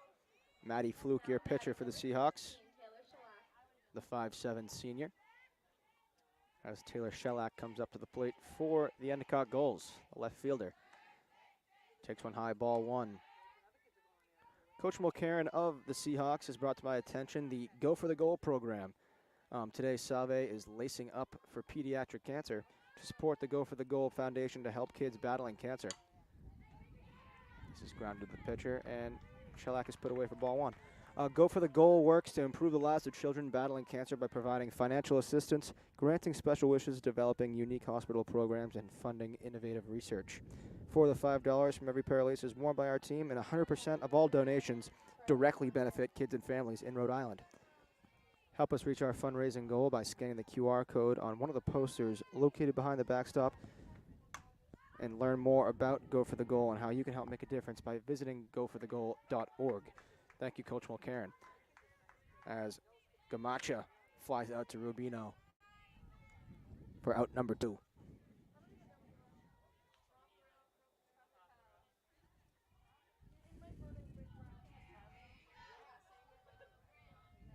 Now batting number 19, Caitlin Romero. Fouled off the mid of Bean to the back. As Caitlin Romero comes to the plate for the Gulls.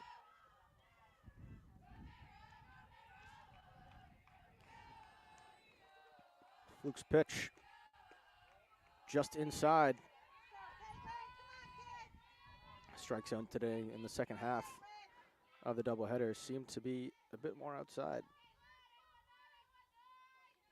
Less inside calls here coming as the pitch from Fluke outside. 2 balls, 1 strike. As Fluke works on Romero.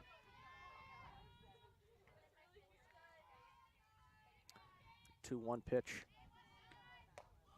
Comes in just a bit high. 3 balls, 1 strike now to Romero.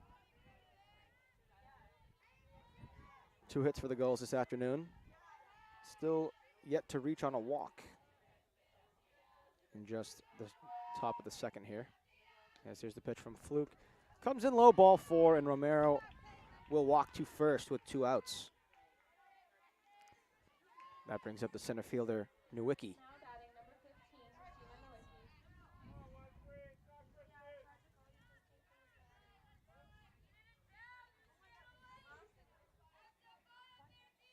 Nowicki. Nowicki, the goal center fielder. Here's the pitch from Fluke. Just a bit high for ball 1.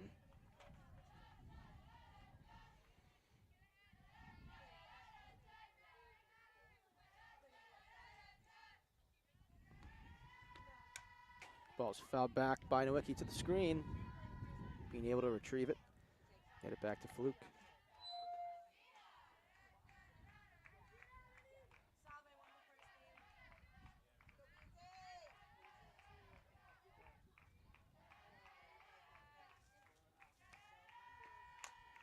That hit from Nowicki right at the second baseman, Braid. And the Gulls are retired.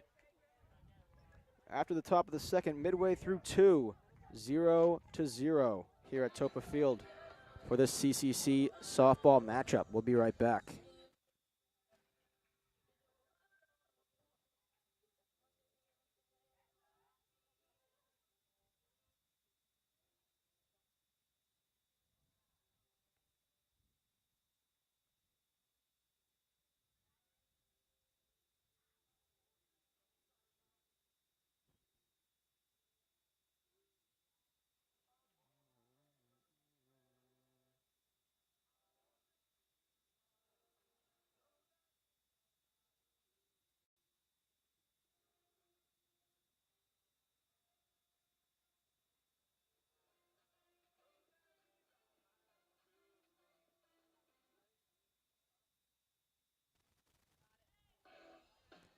Welcome back to Toppa Field. This is Bobby Olson bringing you the call on the Endicott Gulls versus the Salve Regina Seahawks in the back end of this doubleheader.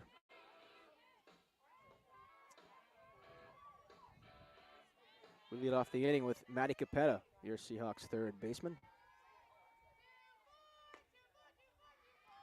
As that ball comes in low from Kudo.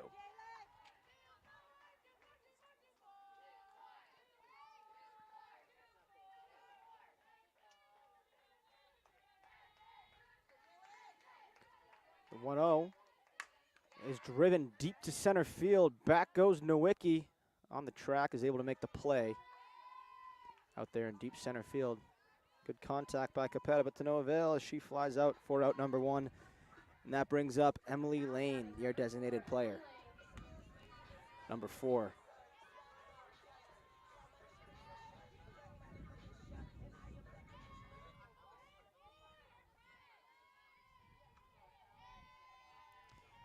First pitch to Lane is swung at and missed for strike 1.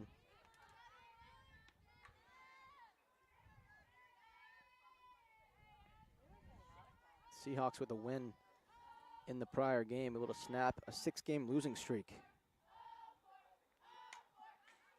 As Lane fouls that one back. 3 doubleheaders in a row. Visiting Babson, hosting Wentworth, and visiting MIT. Dropped all 6 games of those 3 doubleheaders, and the Seahawks able to beat a friendly foe in Endicott as Lane goes down swinging for out number 2.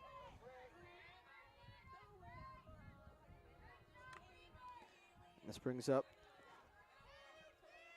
the highlight reel center fielder that is Salve Regina's own Francesca Rubino, who has made countless plays the past couple weeks. She takes strike 1 in there on the inside corner.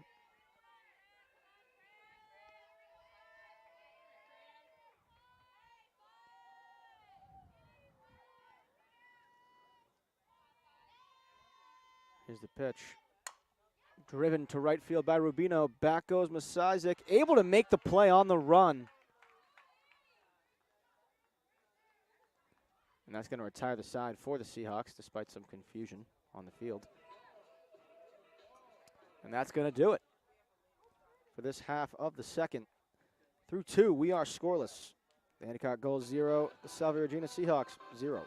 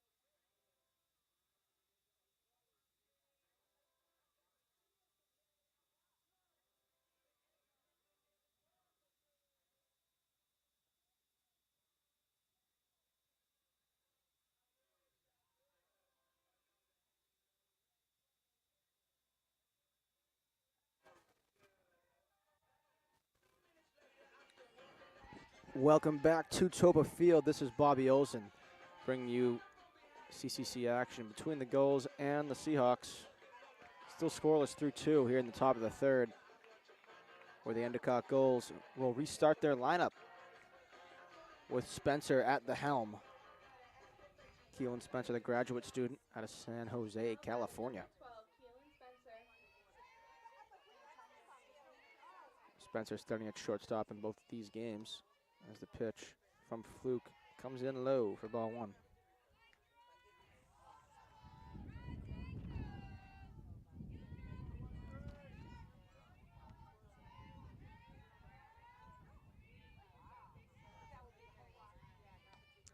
1-0 is on the outside corner. Or strike one from Fluke on to Spencer. Pretty good crowd here today as the weather here in Newport is starting to improve with time late into April. That pitch is fouled into Bean. Seems to be okay.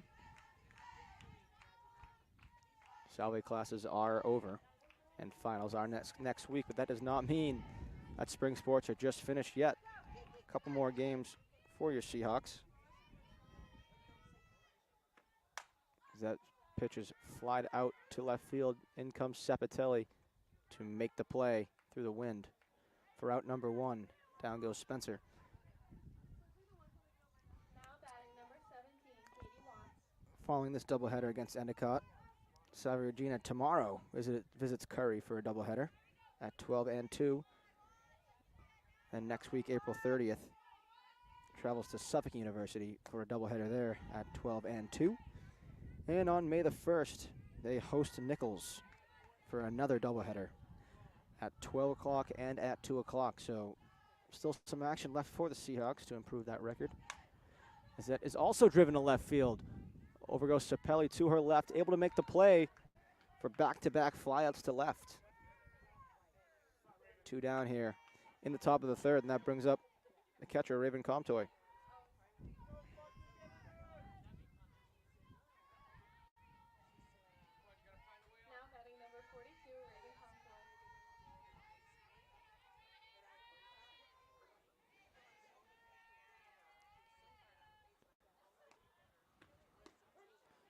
Fluke able to deliver strike one in the outside corner.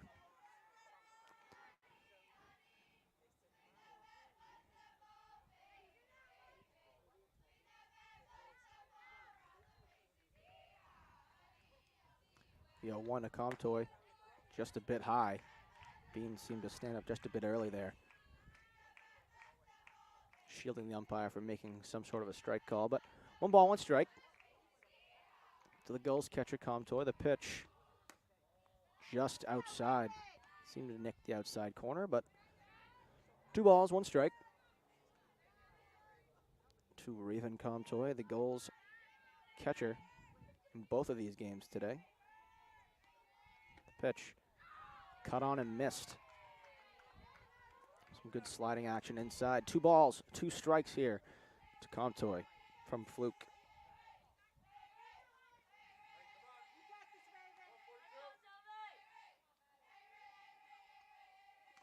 2-2, just a bit outside.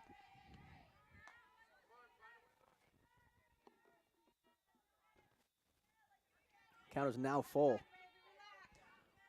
for Comtoy. 3 balls, 2 strikes from Fluke. Here's the pitch. Grounded to second base. That's Braid on to Packer for the out. And the side is retired for the Gulls. Midway through the 3rd inning, still scoreless. 0-0 between Endicott and Salve Regina. We'll be right back.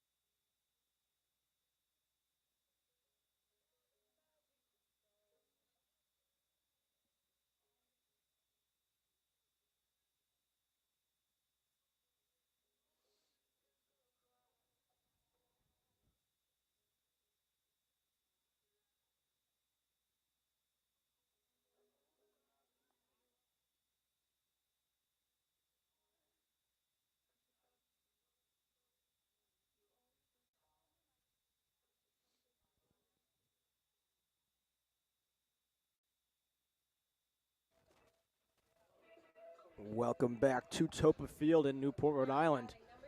catching this softball between your Seahawks and the Endicott Gulls in the back end of this doubleheader. Brings up the shortstop, Strazza, who takes strike one on the outside corner. Strazza is a junior out of Wilton, Connecticut. Last game, she was designated fielder out at short, but did not hit. But here is a drive to right center field. That'll get down for Strazza as she scampers into second base, standing up for a lead-off stand-up double for your Seahawks.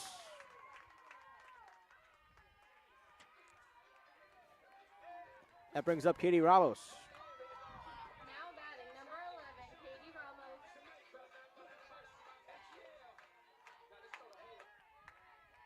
A speedy freshman looking to drive in the first Seahawks run of the day. Here's the pitch from Kudo. Squares, and that is popped up and gets out of play. That one was a bit high to get down.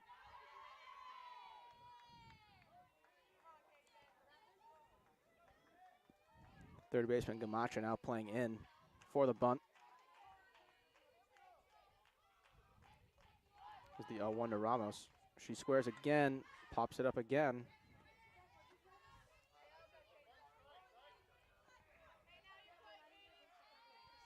And Ramos finds herself down 0-2 after fouling off 2 bunt attempts.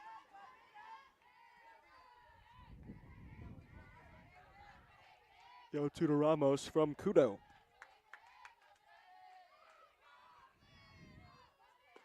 It's just a bit outside. Good eyes from Ramos.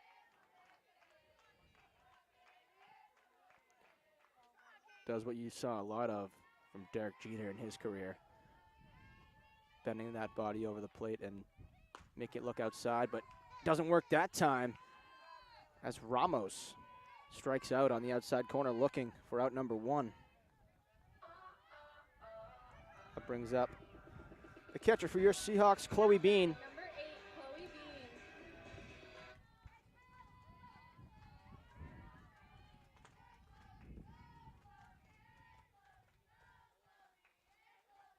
As Bean lines one into right field, that's going to get down.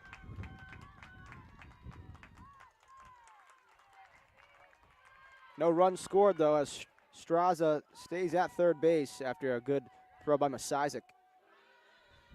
But good work by Bean to put that one the other way and put it into right field. Now batting number 7, Drew Sepitelli. And that brings up the top of the order, Drew Sepitelli, who had a quick line out on the first pitch of her at bat to shortstop. Back in the first.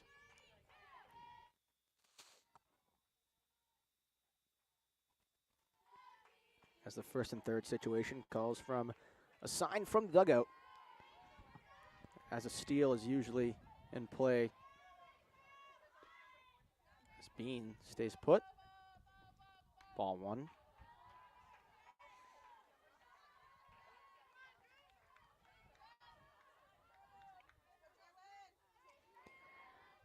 The 1-0 here to Sepitelli. Squares up, but pulls back. 2 balls, no strikes. We'll see if Sepitelli can work her way on base. Perhaps load the bases for Lauren Packer, who is in the on-deck circle as we speak. As the bunt is laid down by Sepitelli, and she is safe at first base. What an excellent bunt by Sepitelli with the bunt single. And the bases are loaded for your leadoff hitter, Lauren, not your leadoff hitter, but your first baseman, Lauren Packer.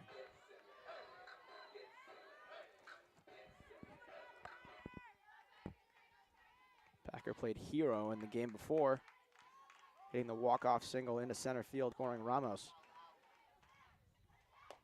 First pitch is high, ball 1. Advantage Packer as a walk obviously drives in a run from third base. Bean on third.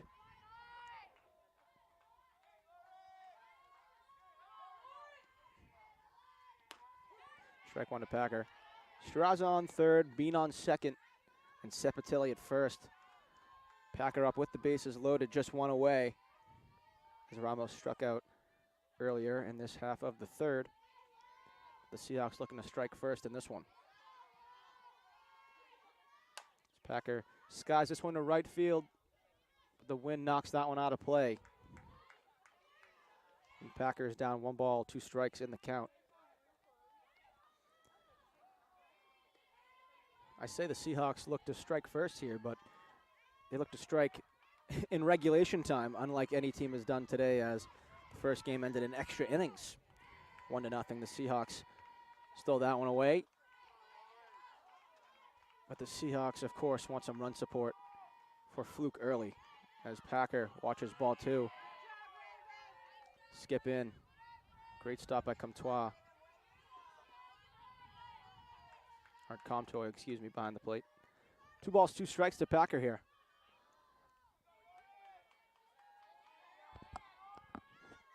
Here's Packer. Skies one in the shallow center field, and that's going to get down. The bloop single from Packer, able to score 1, and the Seahawks strike first. Now batting number 16. Packer able to find a hole. And was been a pretty tight Gulls defense. Excellent placement by Packer. And the Seahawks ahead 1-0 early. As Packer notches her 2nd RBI of the afternoon, with only 2 RBIs to be had. Strike 1 to Christina Braid, who flew out to left in her first at bat.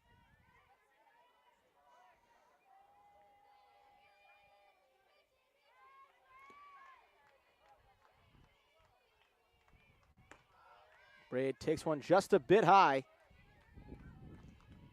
Crosses a bit high, but Comtois with a great frame job to no avail. 1 ball, 1 strike now to Miss Braid, your Seahawks second baseman. 1-1 is fouled back, and I am guilty of flinching. 1 ball, 2 strikes to Braid.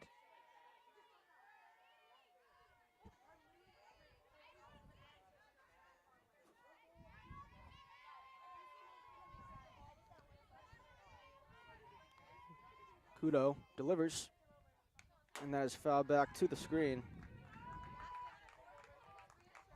As Braid stays alive.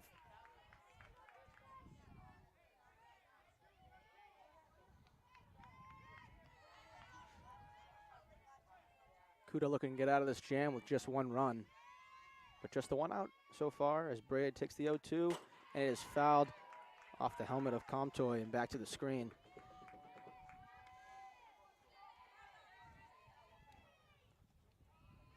Seahawks again up 1-0 early with the bases loaded with 1 out. Bean at third, Sepatelli at second, and Packer on first for Braid. A couple ducks in the pond for the Seahawks. The 0-2. The changeup freezes Braid for strike 3. What an excellent pitch from Couteau, who needed that one. There are 2 down here, and up comes Madison Capetta, Number 24, Maddie Capetta. who put a real charge into her first hit, which ended up being a fly out to center field back in the 2nd, but it was great contact nonetheless. First pitch to Capetta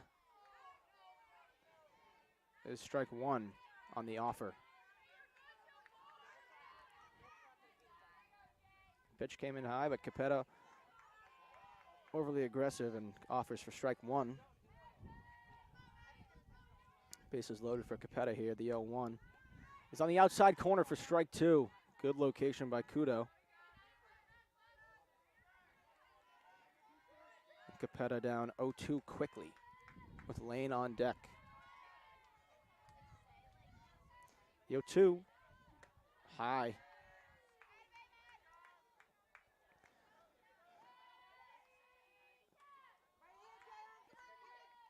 Jalen Couteau hangs onto that one for a bit too long, comes in a bit high. 1 ball, 2 strikes now to Capetta. pitch is in there for strike 3. Right past the swinging bat of Capetta, but the Seahawks are able to get one. But Kudo escapes with just the 1 run. As after 3 innings, it's your Seahawks 1, the Endicott Gulls 0.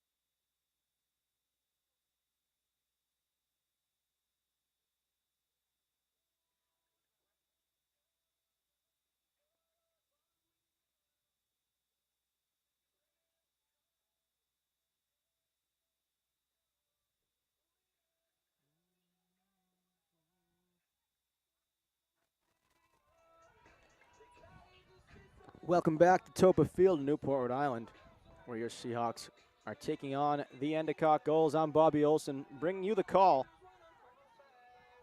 as a one-man crew today.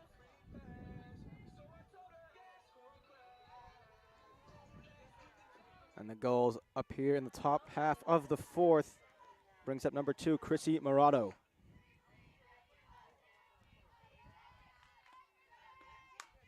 Fluke's pitch in there and fouled off for strike 1.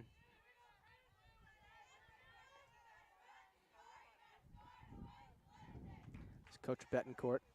Makes an excellent play over there in the coach's box. That ball is fouled off again, and Betancourt again able to field one.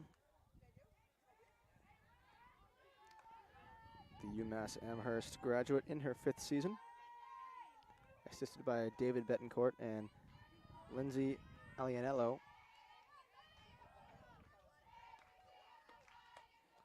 That pitch is outside.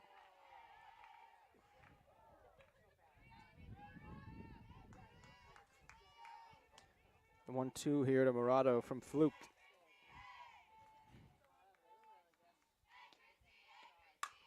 That is fouled right back at Fluke. Right off the shin. And time is called.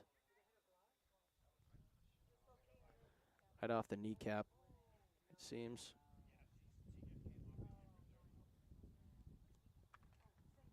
As Fluke wore that one pretty hard. Not much he's able to do to get out of the way of that one. Trying to walk it off here.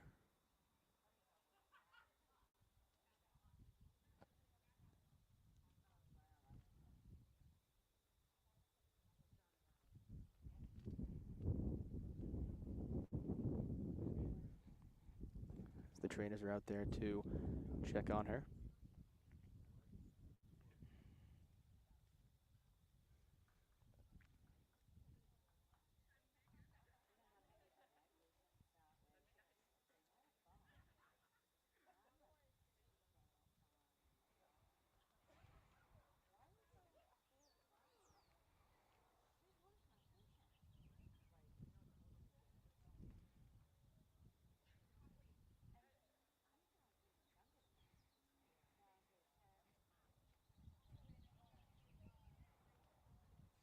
As Fluke seems to be okay.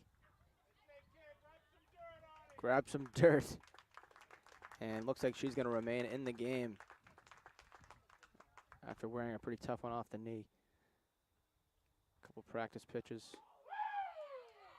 And throw some serious heat behind that pitch. She seems to be okay. And looks to be remaining in the game.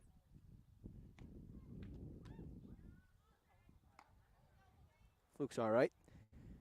And we'll resume play as Morado singles off the knee of Fluke, but one runner on for your Endicott Gulls.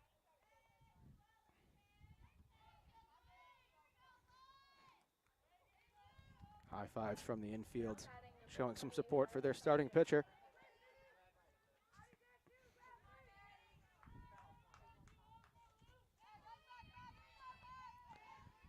And Fluke ready to go. We resume play here at Toppa. That comes in low for ball one from Fluke. This brings out the right fielder, Masizik, Lauren Masizik.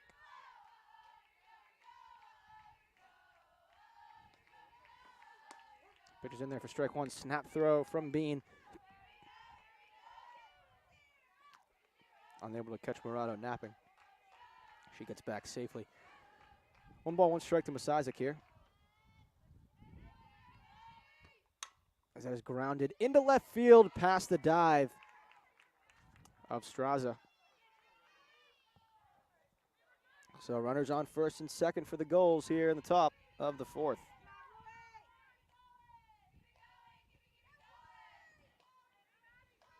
First and second, and that brings up Taylor Shellac, left fielder. Two good pieces by Morado and Masizik, and the bunt is laid down, but foul.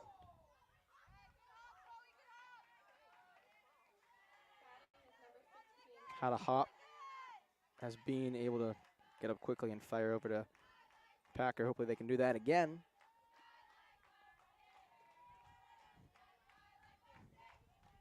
As Shellac laid one down, foul. See if she'll do the same again. And she does square. And that one is fair. And Capetta puts her out on a sacrifice bunt.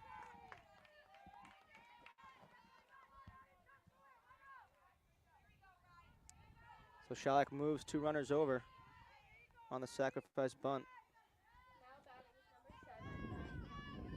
That brings up the third baseman, Riley Gamacha.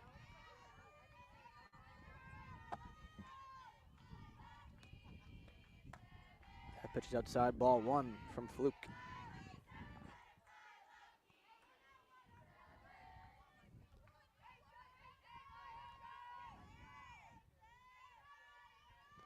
The 1-0 now. He's grounded, foul to Capetta. The throw home is not in time.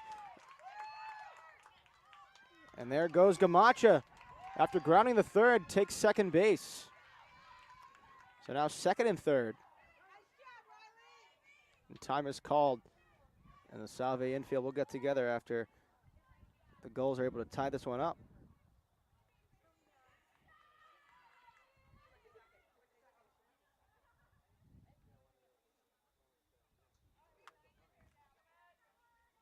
So Gamacho with the heads-up base running, able to take second base without hesitation. Is now knotted up at 1. Your Salve Seahawks 1, the Endicott Gulls 1. With more work to do as Romero comes up for the Gulls.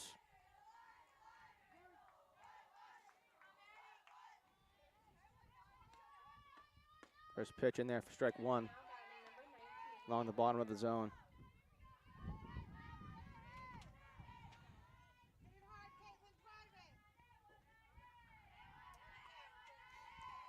The 0-1, fouled off to the right side, and it's quickly 0-2 here to Romero.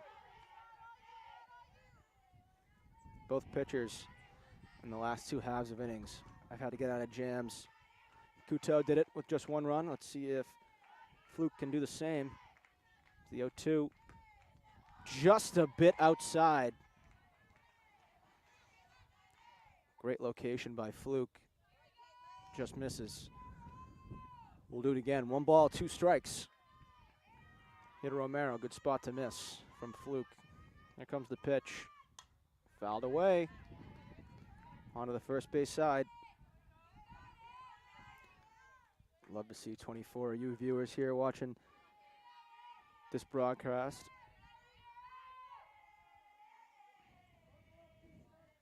It's the 1-2 to Romero. Lined into right field, and that's going to get down past Ramos. She dives. That brings in not one, not two, but three on the base clearing triple by Romero. And the Gulls add 3 to their score.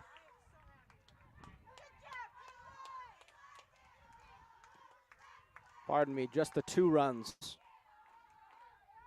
as it was second and third. But a triple from Romero makes the score 3-1 Gulls.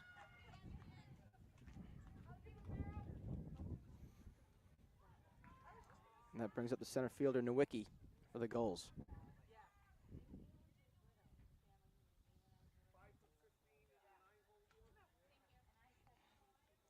We actually have a pinch hitter.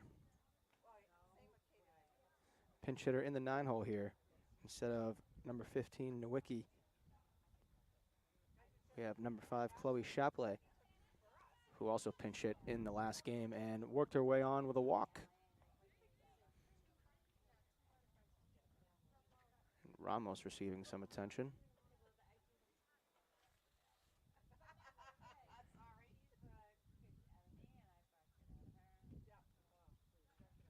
And she will come out. And out to right field goes number 14, Kendall Dupree, as Ramos may have injured herself on that dive out in right field trying to get that ball in after the triple. And we also have a pitching change for the Seahawks as Fluke's day is over. That brings in number 17, Jaycee Garrigan. Jaycee Garrigan's a graduate student from Uxbridge, Massachusetts.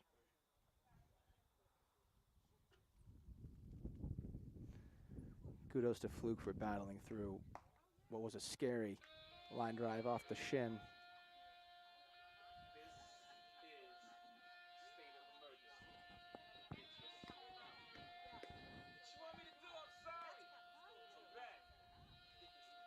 And we'll be right back after Garrigan gets these warm-up pitches in.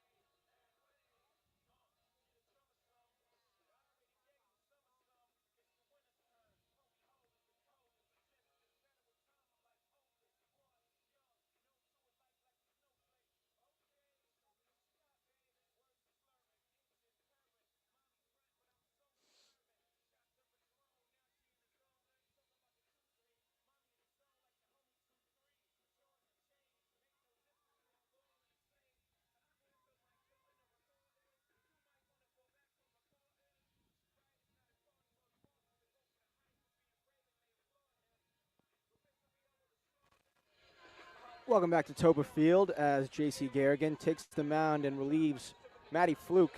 After 3 1/3 innings of work, she led up 3 earned runs on 5 hits, just the 2 strikeouts with 1 walk.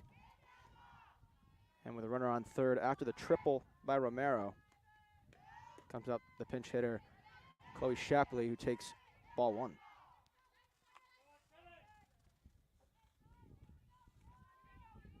Shapley is a freshman from Lynnfield, Massachusetts. She takes ball 2.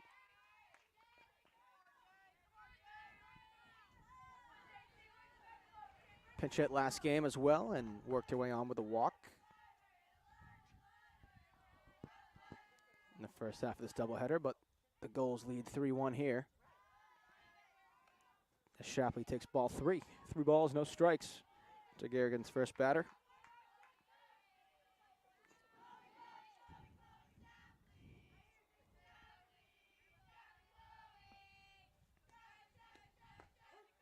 And that is on the outside corner for strike 1.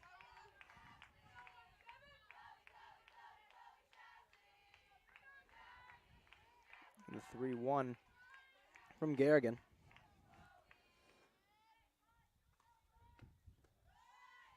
And that is low for ball 4 as Shapley works her way on for another walk. And Garrigan walks her first on 5 pitches. And a rear entry from Nowicki here. As Shapley works her way on with a walk.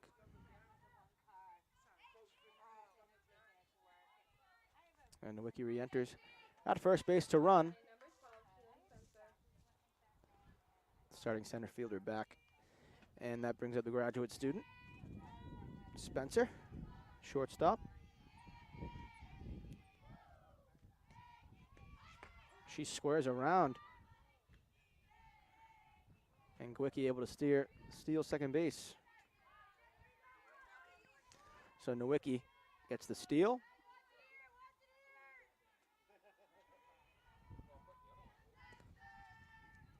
Now Keelan Spencer with 2 ducks in a pond with just 1 away.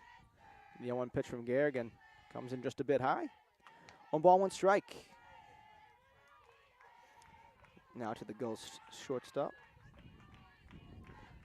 Out of San Jose, California. Prospect High School. The 1-1 from Garrigan. Fouled into the mitt of Bean. Garrigan looks to retire her first batter after walking the pinch hitter Shapley. 1 ball, 2 strikes.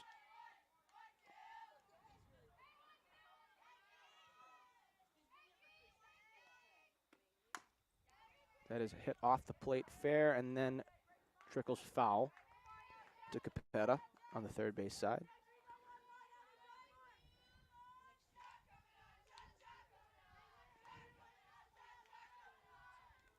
One ball, 2 strikes here to the leadoff hitter Spencer in the top half of the 4th.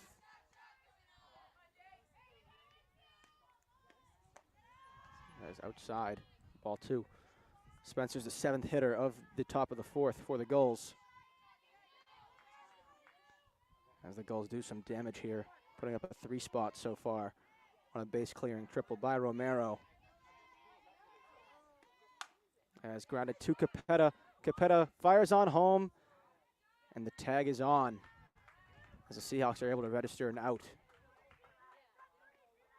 As Romero, after tripling, is caught between third and home for the second out. So Spencer reaches on the fielder's choice with 2 outs now. That brings up Katie Watts.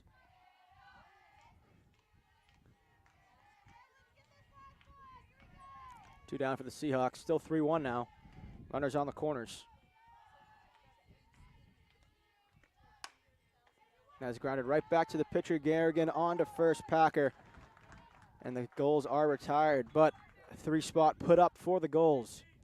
And midway through the 4th, it is the Endicott Gulls 3, your Salve Seahawks 1. We'll be right back.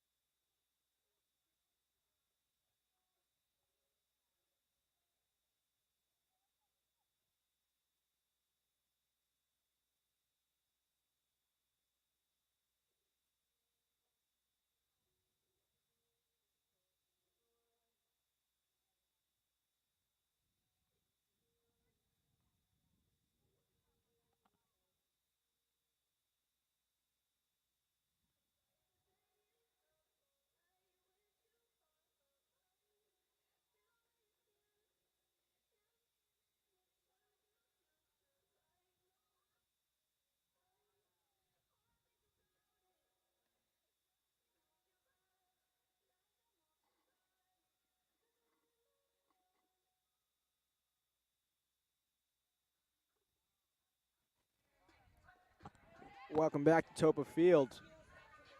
Here for some CCC softball action between Salve Seahawks and the Endicott Gulls. The Gulls lead 3-1 here in the bottom of the 4th.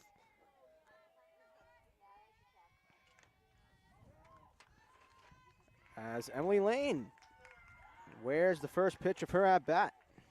She will scamper on down to first base. Now batting number 55, Francesca Rubino. That brings up center fielder Francesca Rubino.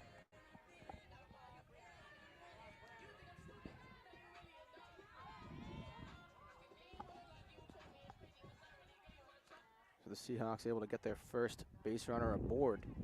And here comes Rubino, who pops one up, and that gets out of play with the help of the wind.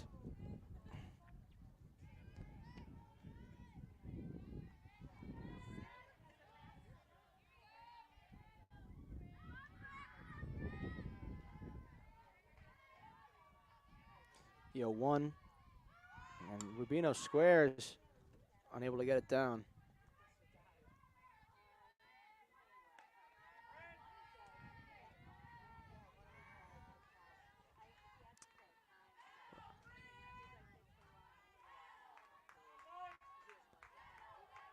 Rubino down 0-2 now. Pitch from Couteau is hit into right field. Base hit Rubino, laying into second base safely. And the Seahawks have their first 2 runners aboard here.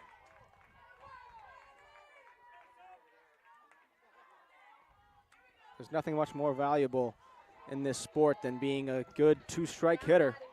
And Rubino does it there.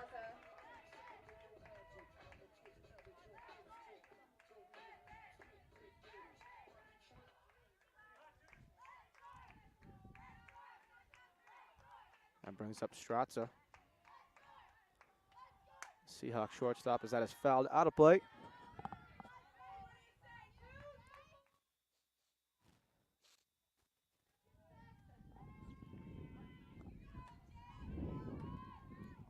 Strazza doubled in her first at-bat today.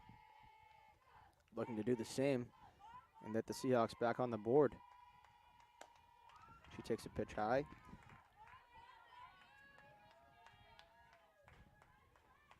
She led off the third with a double and ended up scoring the Seahawks' lone run today.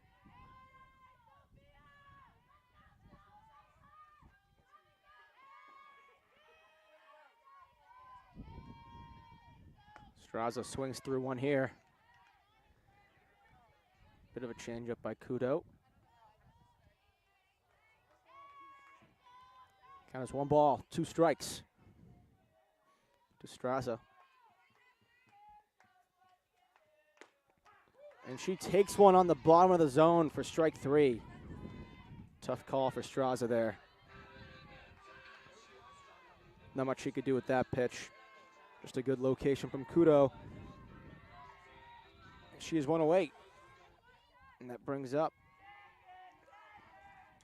not Katie Ramos, but Kendall Dupree, who took her spot in right field. And that is in there for strike 1. Dupree is a senior from Cranston, Rhode Island.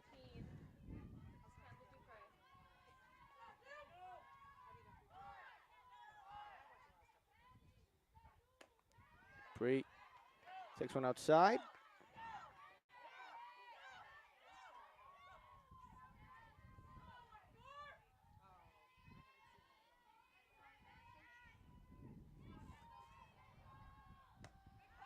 Dupree swings and misses for strike 2.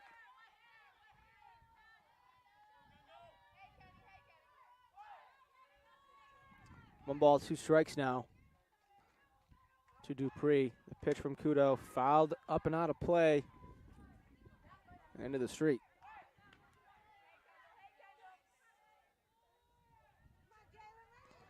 Dupree stays alive.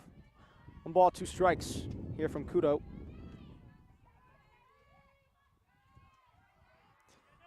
Pitch on to Dupree is inside, strike 3 on the swing. Back-to-back strikeouts from Couteau here. After allowing the first 2 Seahawks to get on board, Couteau strikes out the next 2. That brings up Seahawk catcher Chloe Bean, who singled in her last at-bat in the 3rd.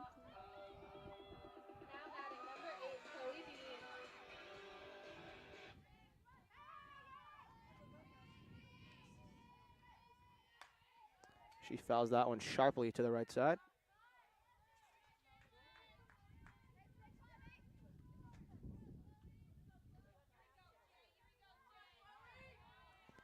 The umpire refills his bag of foul balls. Kudos to our shaggers today.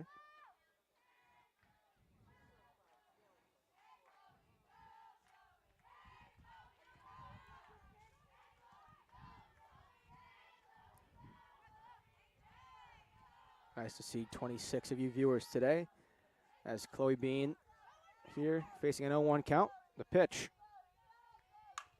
is driven up the middle.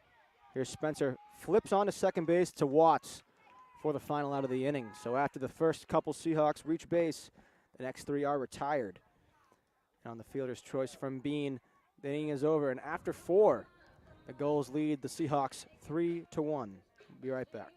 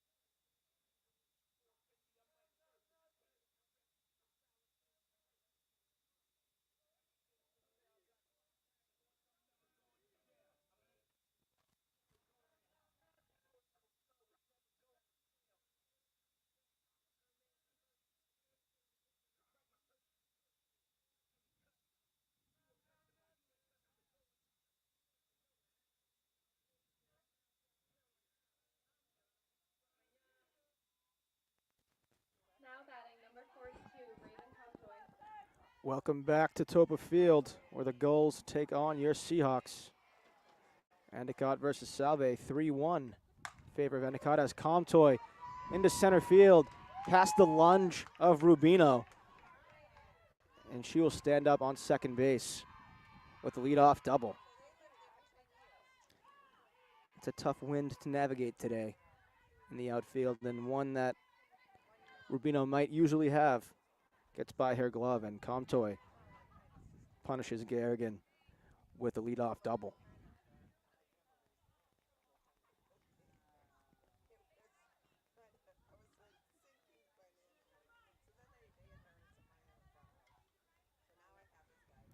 Perhaps a substitution here as Endicott's coach Betancourt converses with our umpire. And we do have a pinch runner after Comtoy doubles. Number 24, Morgan Purrier, the junior out of West Haven, Connecticut, will pinch run for Comtoy after her double. That brings up to the plate number 2, Chrissy Murato, the junior infielder.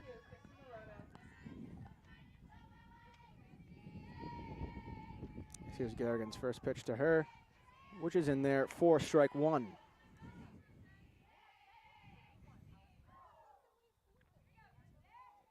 No balls, 1 strike from Garrigan after the leadoff double from Comtoy. Just a bit outside. 1 ball, 1 strike.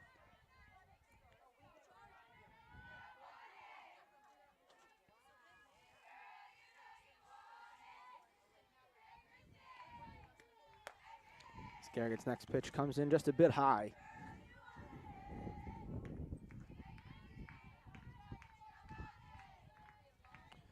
One ball, 1 strike on Murato now. Runner on second for the Gulls. Pitch is just a bit low from Garrigan. 2-1.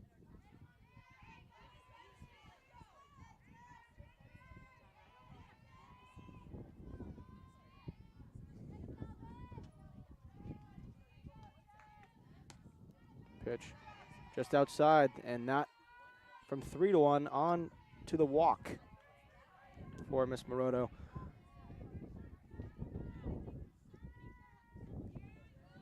So first and second, no outs, and that brings up the right fielder, Lauren Masizik.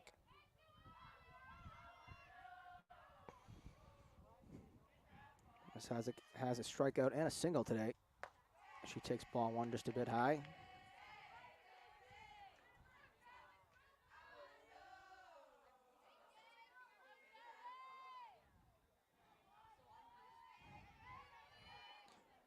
The 1-0 to Masizik. Just a bit high. Coach Betancourt of Endicott telling Masizik to relax. Possibly take a pitch here, as Garrigan has thrown quite a few balls in her last few attempts. As another one comes in a bit high. 3 balls, no strikes now to Masizik. Masizik may take all the way here. Maybe even square up, just to maybe get in the head of Garrigan here. She does not. She takes ball 4 outside. So the bases are loaded for the Gulls with no outs. And that brings up the left fielder, Taylor Shellac, as Bean visits Garrigan at the mound.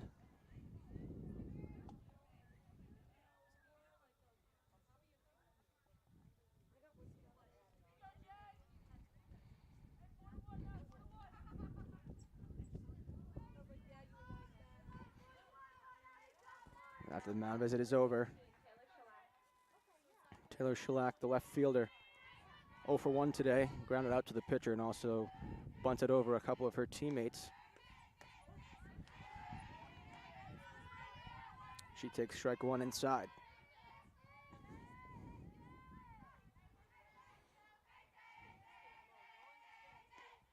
Next pitch is grounded onto first base. In comes Packer to get the force out at home.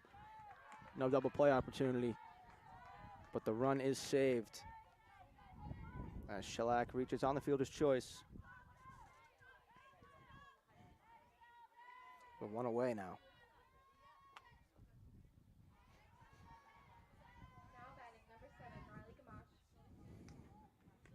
That brings up number 7, Riley Gamacha, third baseman.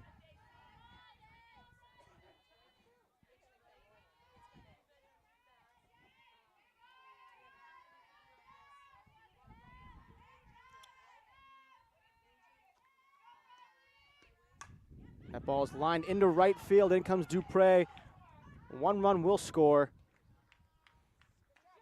As across comes Murado. And the Gulls grow their lead to 4-1.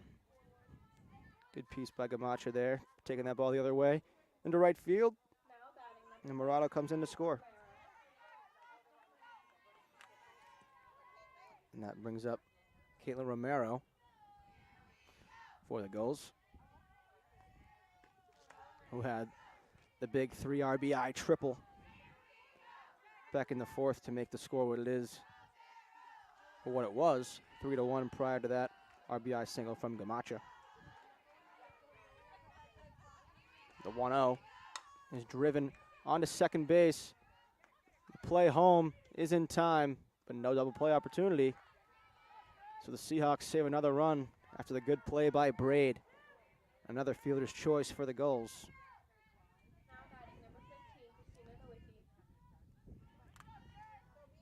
And that brings up the center fielder, Christina Nowicki, who was pinch hit for in their last at-bat by Chloe Shapley. But in softball, we have the re-entry rule. So here she is back again with 2 down and the bases loaded. She takes one just a bit high and up for ball 1.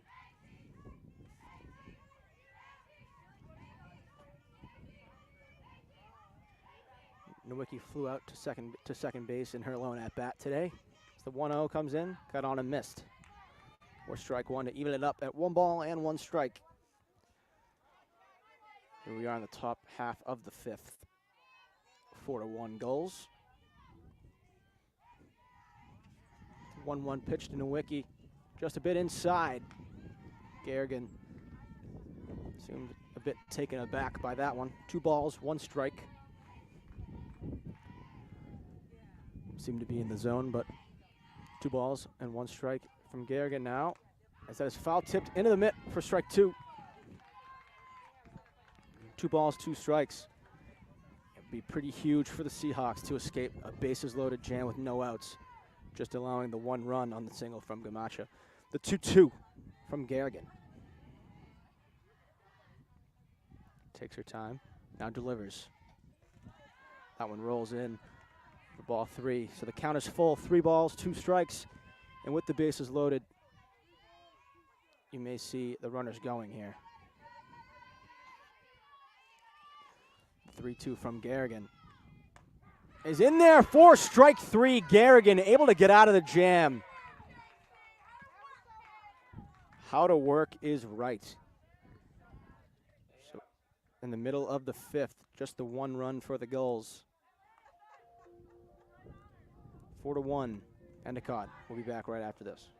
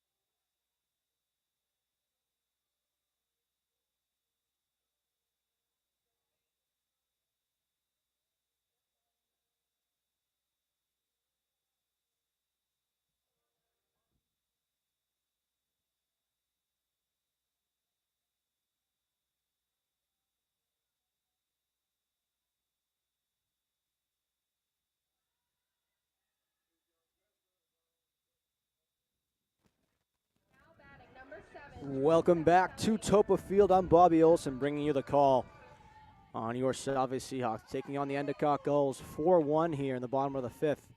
And up comes Drew Sepatelli, who takes ball 1 up high.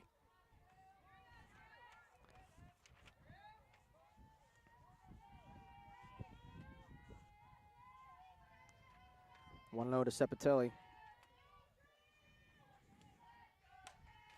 Fouls went off. Slapped to the left side. Sepatelli's 1 for 2 today. Lined out to short in the 1st and bunted her way on with a single. So 1 for 2. Sepatelli, 1 ball, 1 strike from Kudo. On the outside corner. 1 ball, 2 strikes. Sepatelli agrees with the strike call. She gives a little nod back to the umpire. 1 ball, 2 strikes now. To the Seahawk left fielder.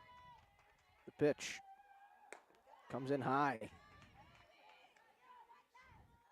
As Sepatelli matrixfully gets out of the way of that one. Nice to see 30 of you viewers here today. That ball is skied. Great call by Spencer, able to go over there and make the play. As 1 is out for the Seahawks, and that brings up the first baseman, Lauren Packer. Now batting number 9, Lauren Packer. Packer 1 for 2 on the day with a single and a fly out to right.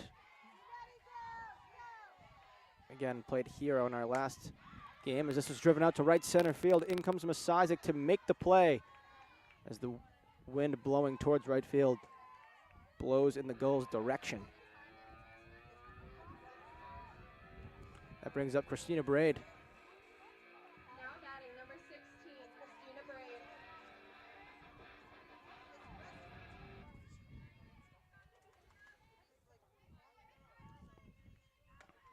As Braid takes ball 1 upstairs. Braid 0 for 2 on the day, struck out looking back in the 3rd and flew out to left in the bottom half of the 1st. We are here in the 5th, 4-1 Gulls over your Seahawks. Braid just gets a piece and fouls that one back to the screen. 1-1. 2 outs here in the bottom of the 5th. Which means we are almost here for the 6th inning stretch.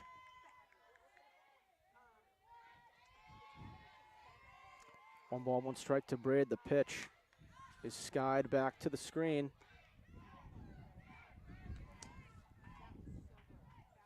One ball, two strikes now to Braid. Here in the second half of our doubleheader today. Seahawks took game 1, 1-0 in the bottom of the 8th. 1-2 to Braid. Swung at and missed for strike 3. And Kudo adds another strikeout. So through 5, the Endicott Gulls 4, your Seahawks 1. We'll be right back for the top half of the 6th.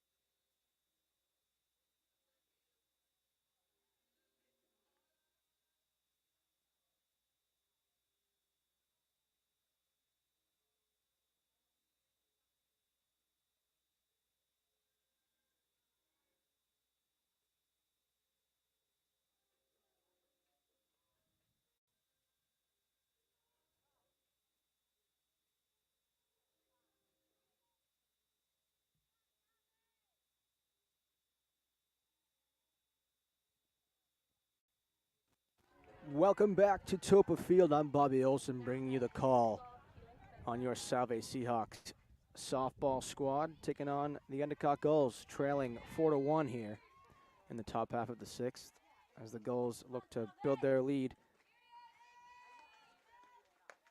As shortstop Keelan Spencer leads it off for the Gulls here in the top of the 6th.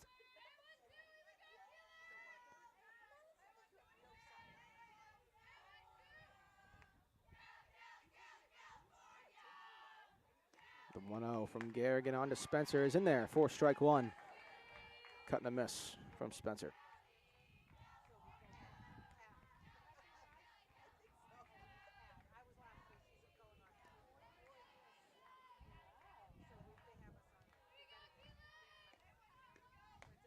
That ball comes in just a bit high. Spencer, 2 balls, 1 strike now.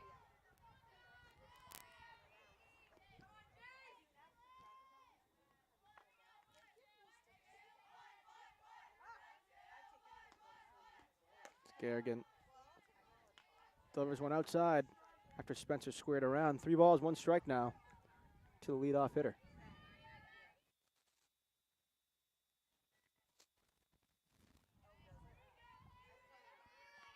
Three one from Garrigan. Low and inside, and Spencer will work her way on.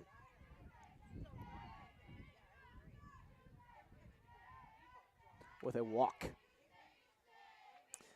That brings up number 17, Katie Watts.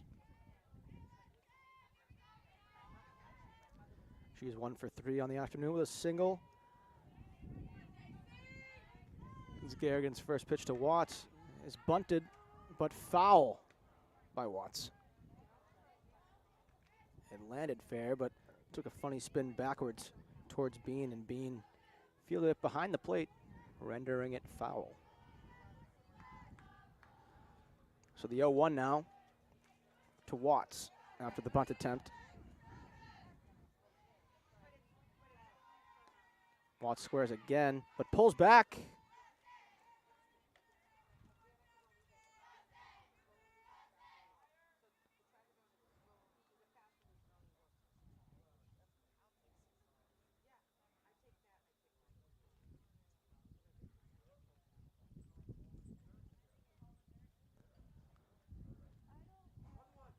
One ball, 1 strike after a bit of confusion there, as Watts was able to pull the bunt back for the ball call. 1-1. Garrigan So Watts squares again, pulls it back.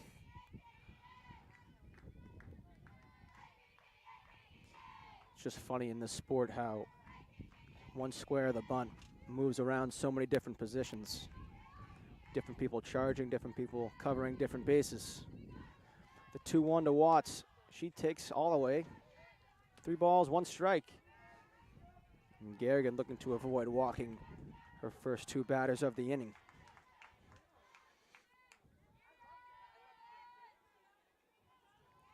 Three balls, 1 strike now from Garrigan on to Watts. In there for strike 2. Great location by Garrigan. Count is now full to Watts. 3 balls and 2 strikes.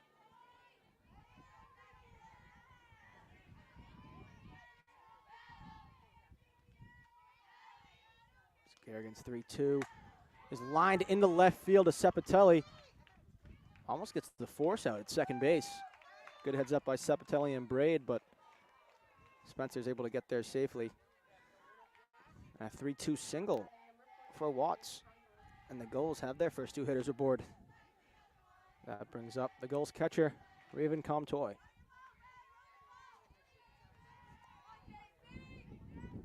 Watts 2 for 4 in the afternoon. But Comtoy is 1 for 3 on the afternoon. The double, and she slaps one right up the middle into center field. Rubino comes in, waved around is Spencer. But into third base goes Watts, and she is safe on an excellent slide. So Comtoy, really great contact, and gets the single. Spencer all the way around to score. Watts safely into third base, and Comtoy's single onto second base after the throw from Rubino to third base. So second and third, no outs for the Gulls. They look to build their lead. As here's Casey Murado, and she grounds it to second base. Braid goes to first for the out. And Comtoy heads up base running, scampers over to third. So another run scores, that to Watts for the Gulls, making it 6-1. Endicott over Salve. Runner on third with 1 away. That's Comtoy over there, and that brings up Masizek, the right fielder. That is grounded all the way out of play. Hit the sneakers of a couple spectators.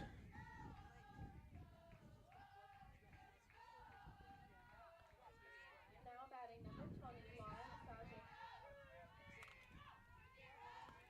Laura Masizek, 1 for 2 on the afternoon with a single and a walk.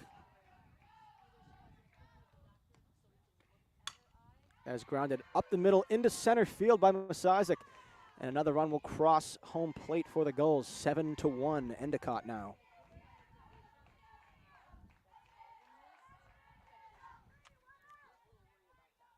So the first 3 hitters for the Endicott Gulls all reach base and all score.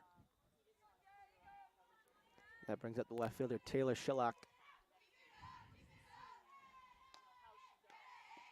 That pitch is down and inside for ball 1.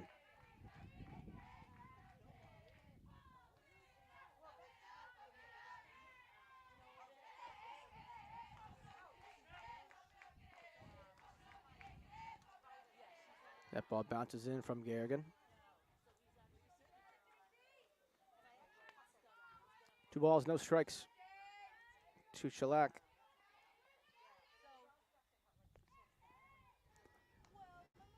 Pitch from Garrigan.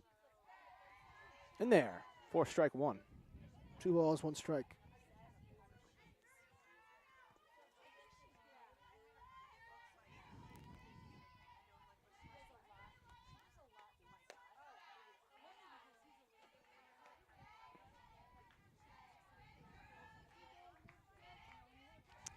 Three and 1 now to Schillak.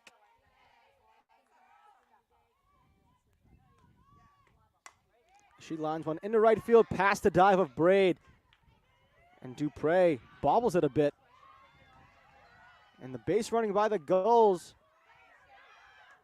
gets them another run. Heads up base running So Shellac singles into right field. And Masizik heads up base running, heads to third. And on the throw, Shellac tries to take second. And she's tagged out, but Masizik able to get all the way in and score. So a lot of moving parts on that play as that is fouled down the third base line. But the Gulls add another run.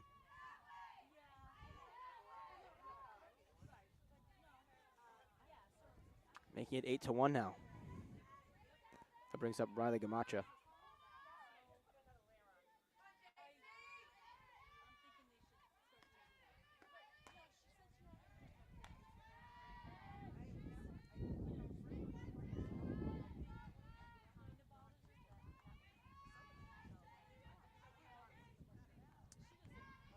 Gamacha grounds it past the dive of Capetta, but there's Strazza on an excellent attempt to try and get Gamacha, but she's able to reach on an infield single.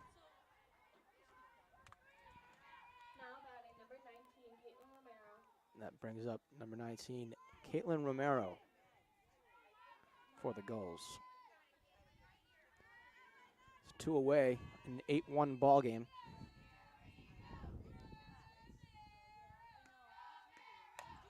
That ball is squibbed to the right side. Packer back to make the play for the third out of the inning. But the Gulls add a ton. The Gulls able to add 4 in this half of the 6th, making the score 8-1. We'll be right back.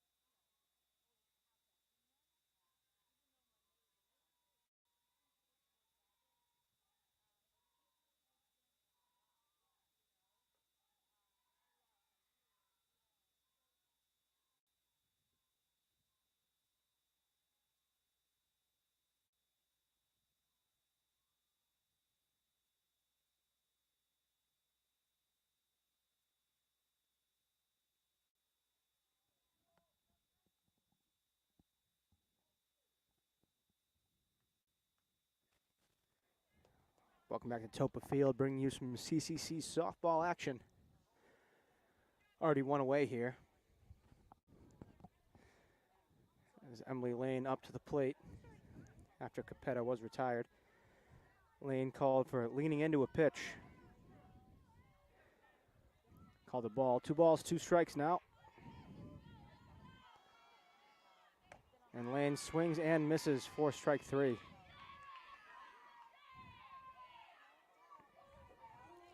That brings up the center fielder, Francesca Rubino.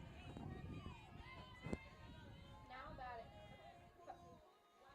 Number 55, Francesca Rubino.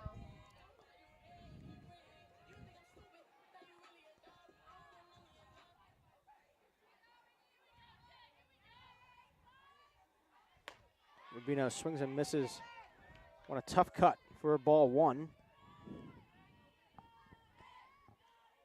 I'd like to thank 24 of our viewers here for joining us on a cold, windy day here at Toppa.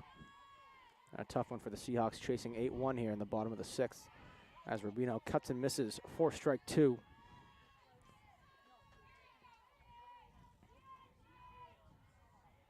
Jalen Kudo for the Gulls, still dealing.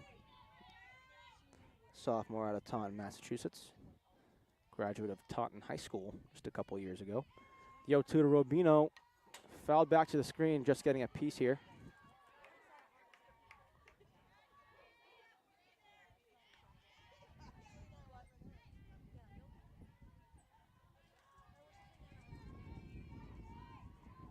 Rubino 1 for 2 on the day with a single. Back in the 4th. And Rubino takes the changeup just a bit high. Mislocation by Kudo there. 1 ball, 2 strikes.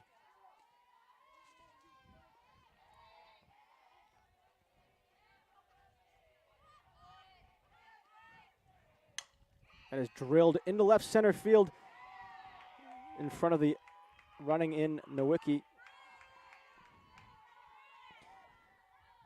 And Rubino, another 2-strike single. Now batting, number 22, Sophia Strazza. And that brings up the shortstop, number 22, Sophia Strazza. Strazza with a double today, 1 for 2 on the afternoon. First pitch, swung out and missed for strike 1.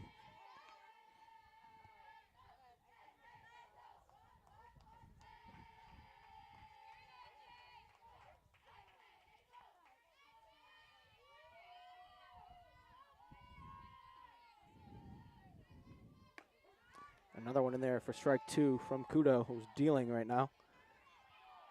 Just allowing the 1 run back in the 3rd. But since then, he's only let up just the 2 hits. Both to Rubino. The 0-2. Grounded right up the middle, right back at Kudo. On to Romero for the out. So 1-3 in the book. And after 6 is the Gulls 8. And your Seahawks 1. We'll be right back.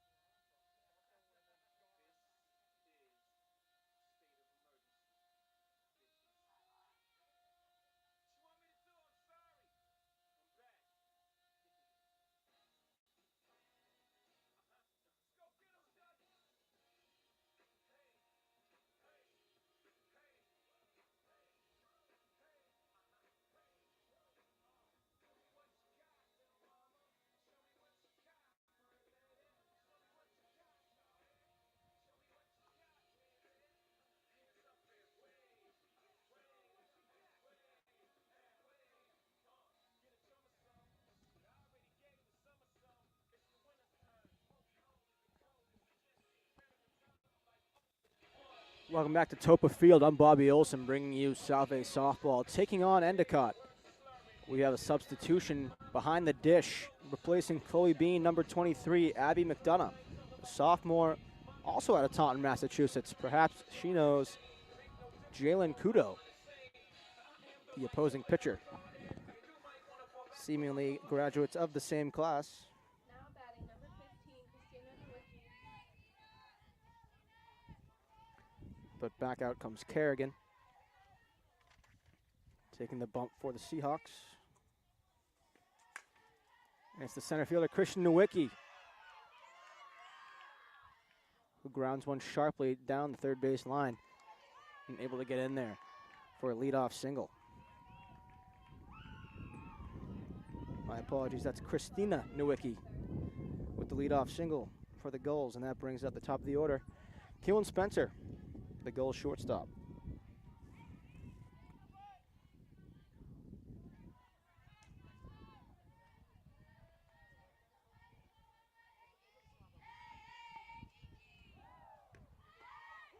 The bunt attempt from Spencer, pulled back, but in there for a strike nonetheless.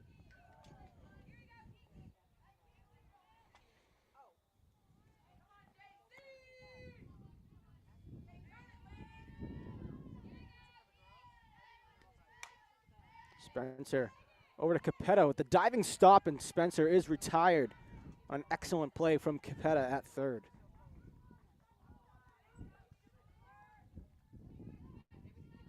What a great play by Capetta to record out number 1 for the Seahawks, and that brings up number 17, Katie Watts.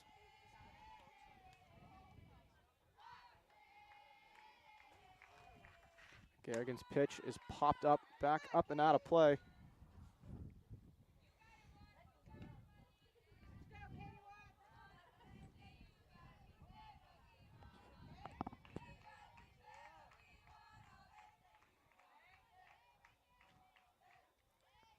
The 0-1 now. Pitch from Garrigan is on to second base. That's Braid over to Packer for route number 2. But Nowicki able to get all the way to third base now with 2 outs. Brings up the catcher, Raven Comtoy, who's hit the ball extremely hard in her past 2 at-bats. 2 for 4 with a double and a single, and also scored a run, one of many, for the Gulls here. First pitch of her at-bat. It's just missed as that hooks right out of play.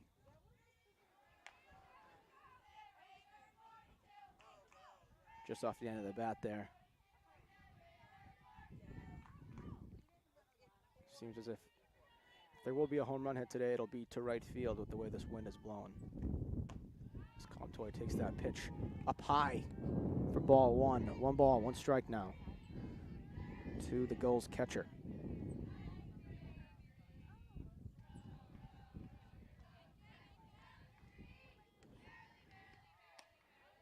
That pitch is taken just a bit high from Garrigan as Comtoy works her way to a 2 balls and 1 strike count.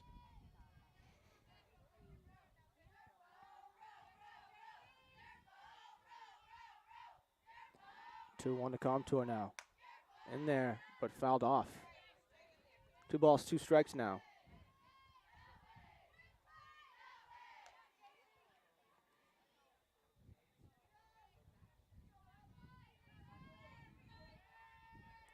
Two now.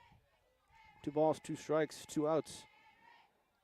Garrigan looks to end this inning. Pitch is outside. 3 balls, 2 strikes now to Comtoy.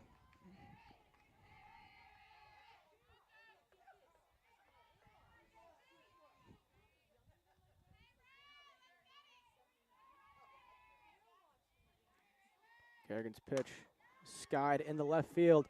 Back goes Cepitelli. Good track, and she's able to make the play as Comtoy flies out to the left for the final out. So the Seahawks get their last up here, as they say. Score 8-1. Gulls. We'll be right back.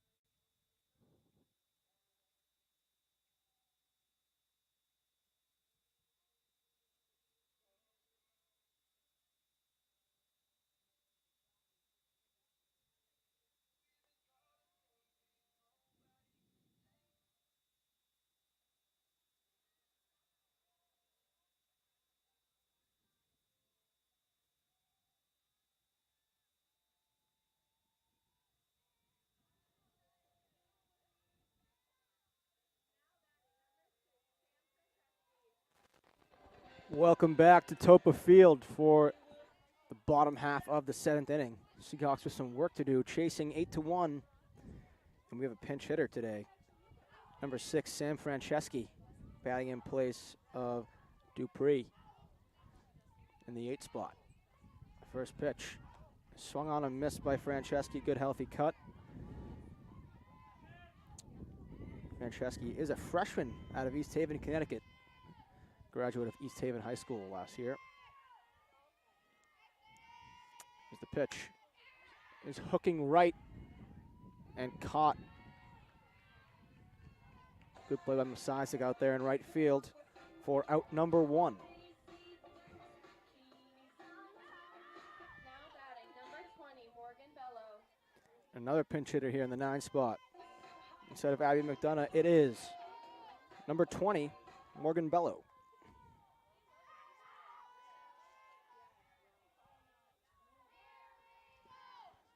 That pitch comes in high for ball 1.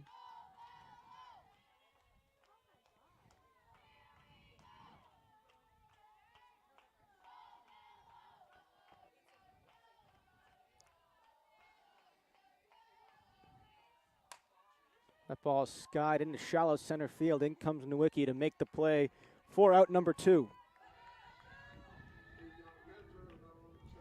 And that brings up leadoff hitter Drew Sepitelli. Number 7,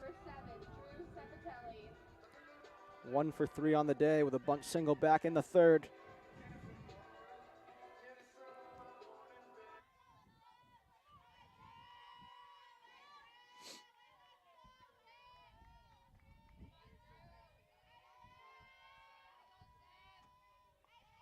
Sepitelli slaps one into left field, base hit.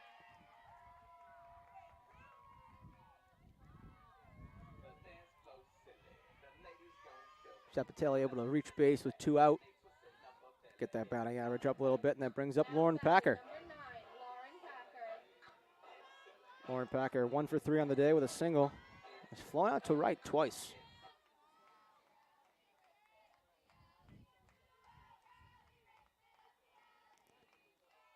Seahawks first baseman. As that is skied to the right side. And the play is made by Masisic. And that will end the ball game. Final score here at Toppa Field. The Endicott Gulls 8, your Salve Seahawks 1. It was a fun doubleheader today as these CCC opponents split. As of now, Endicott still above all its opponents in the CCC at 10-2 in the conference. And Salve Regina splits the conference today with Endicott, splits the meeting. So they end up 4-8 in the conference, 12-19 on the year as Endicott improves to 20-8. I'm Bobby Olson. Thank you for joining us here today on our Salve softball broadcast. Hope to see you guys around and have a good rest of your night. Enjoy it.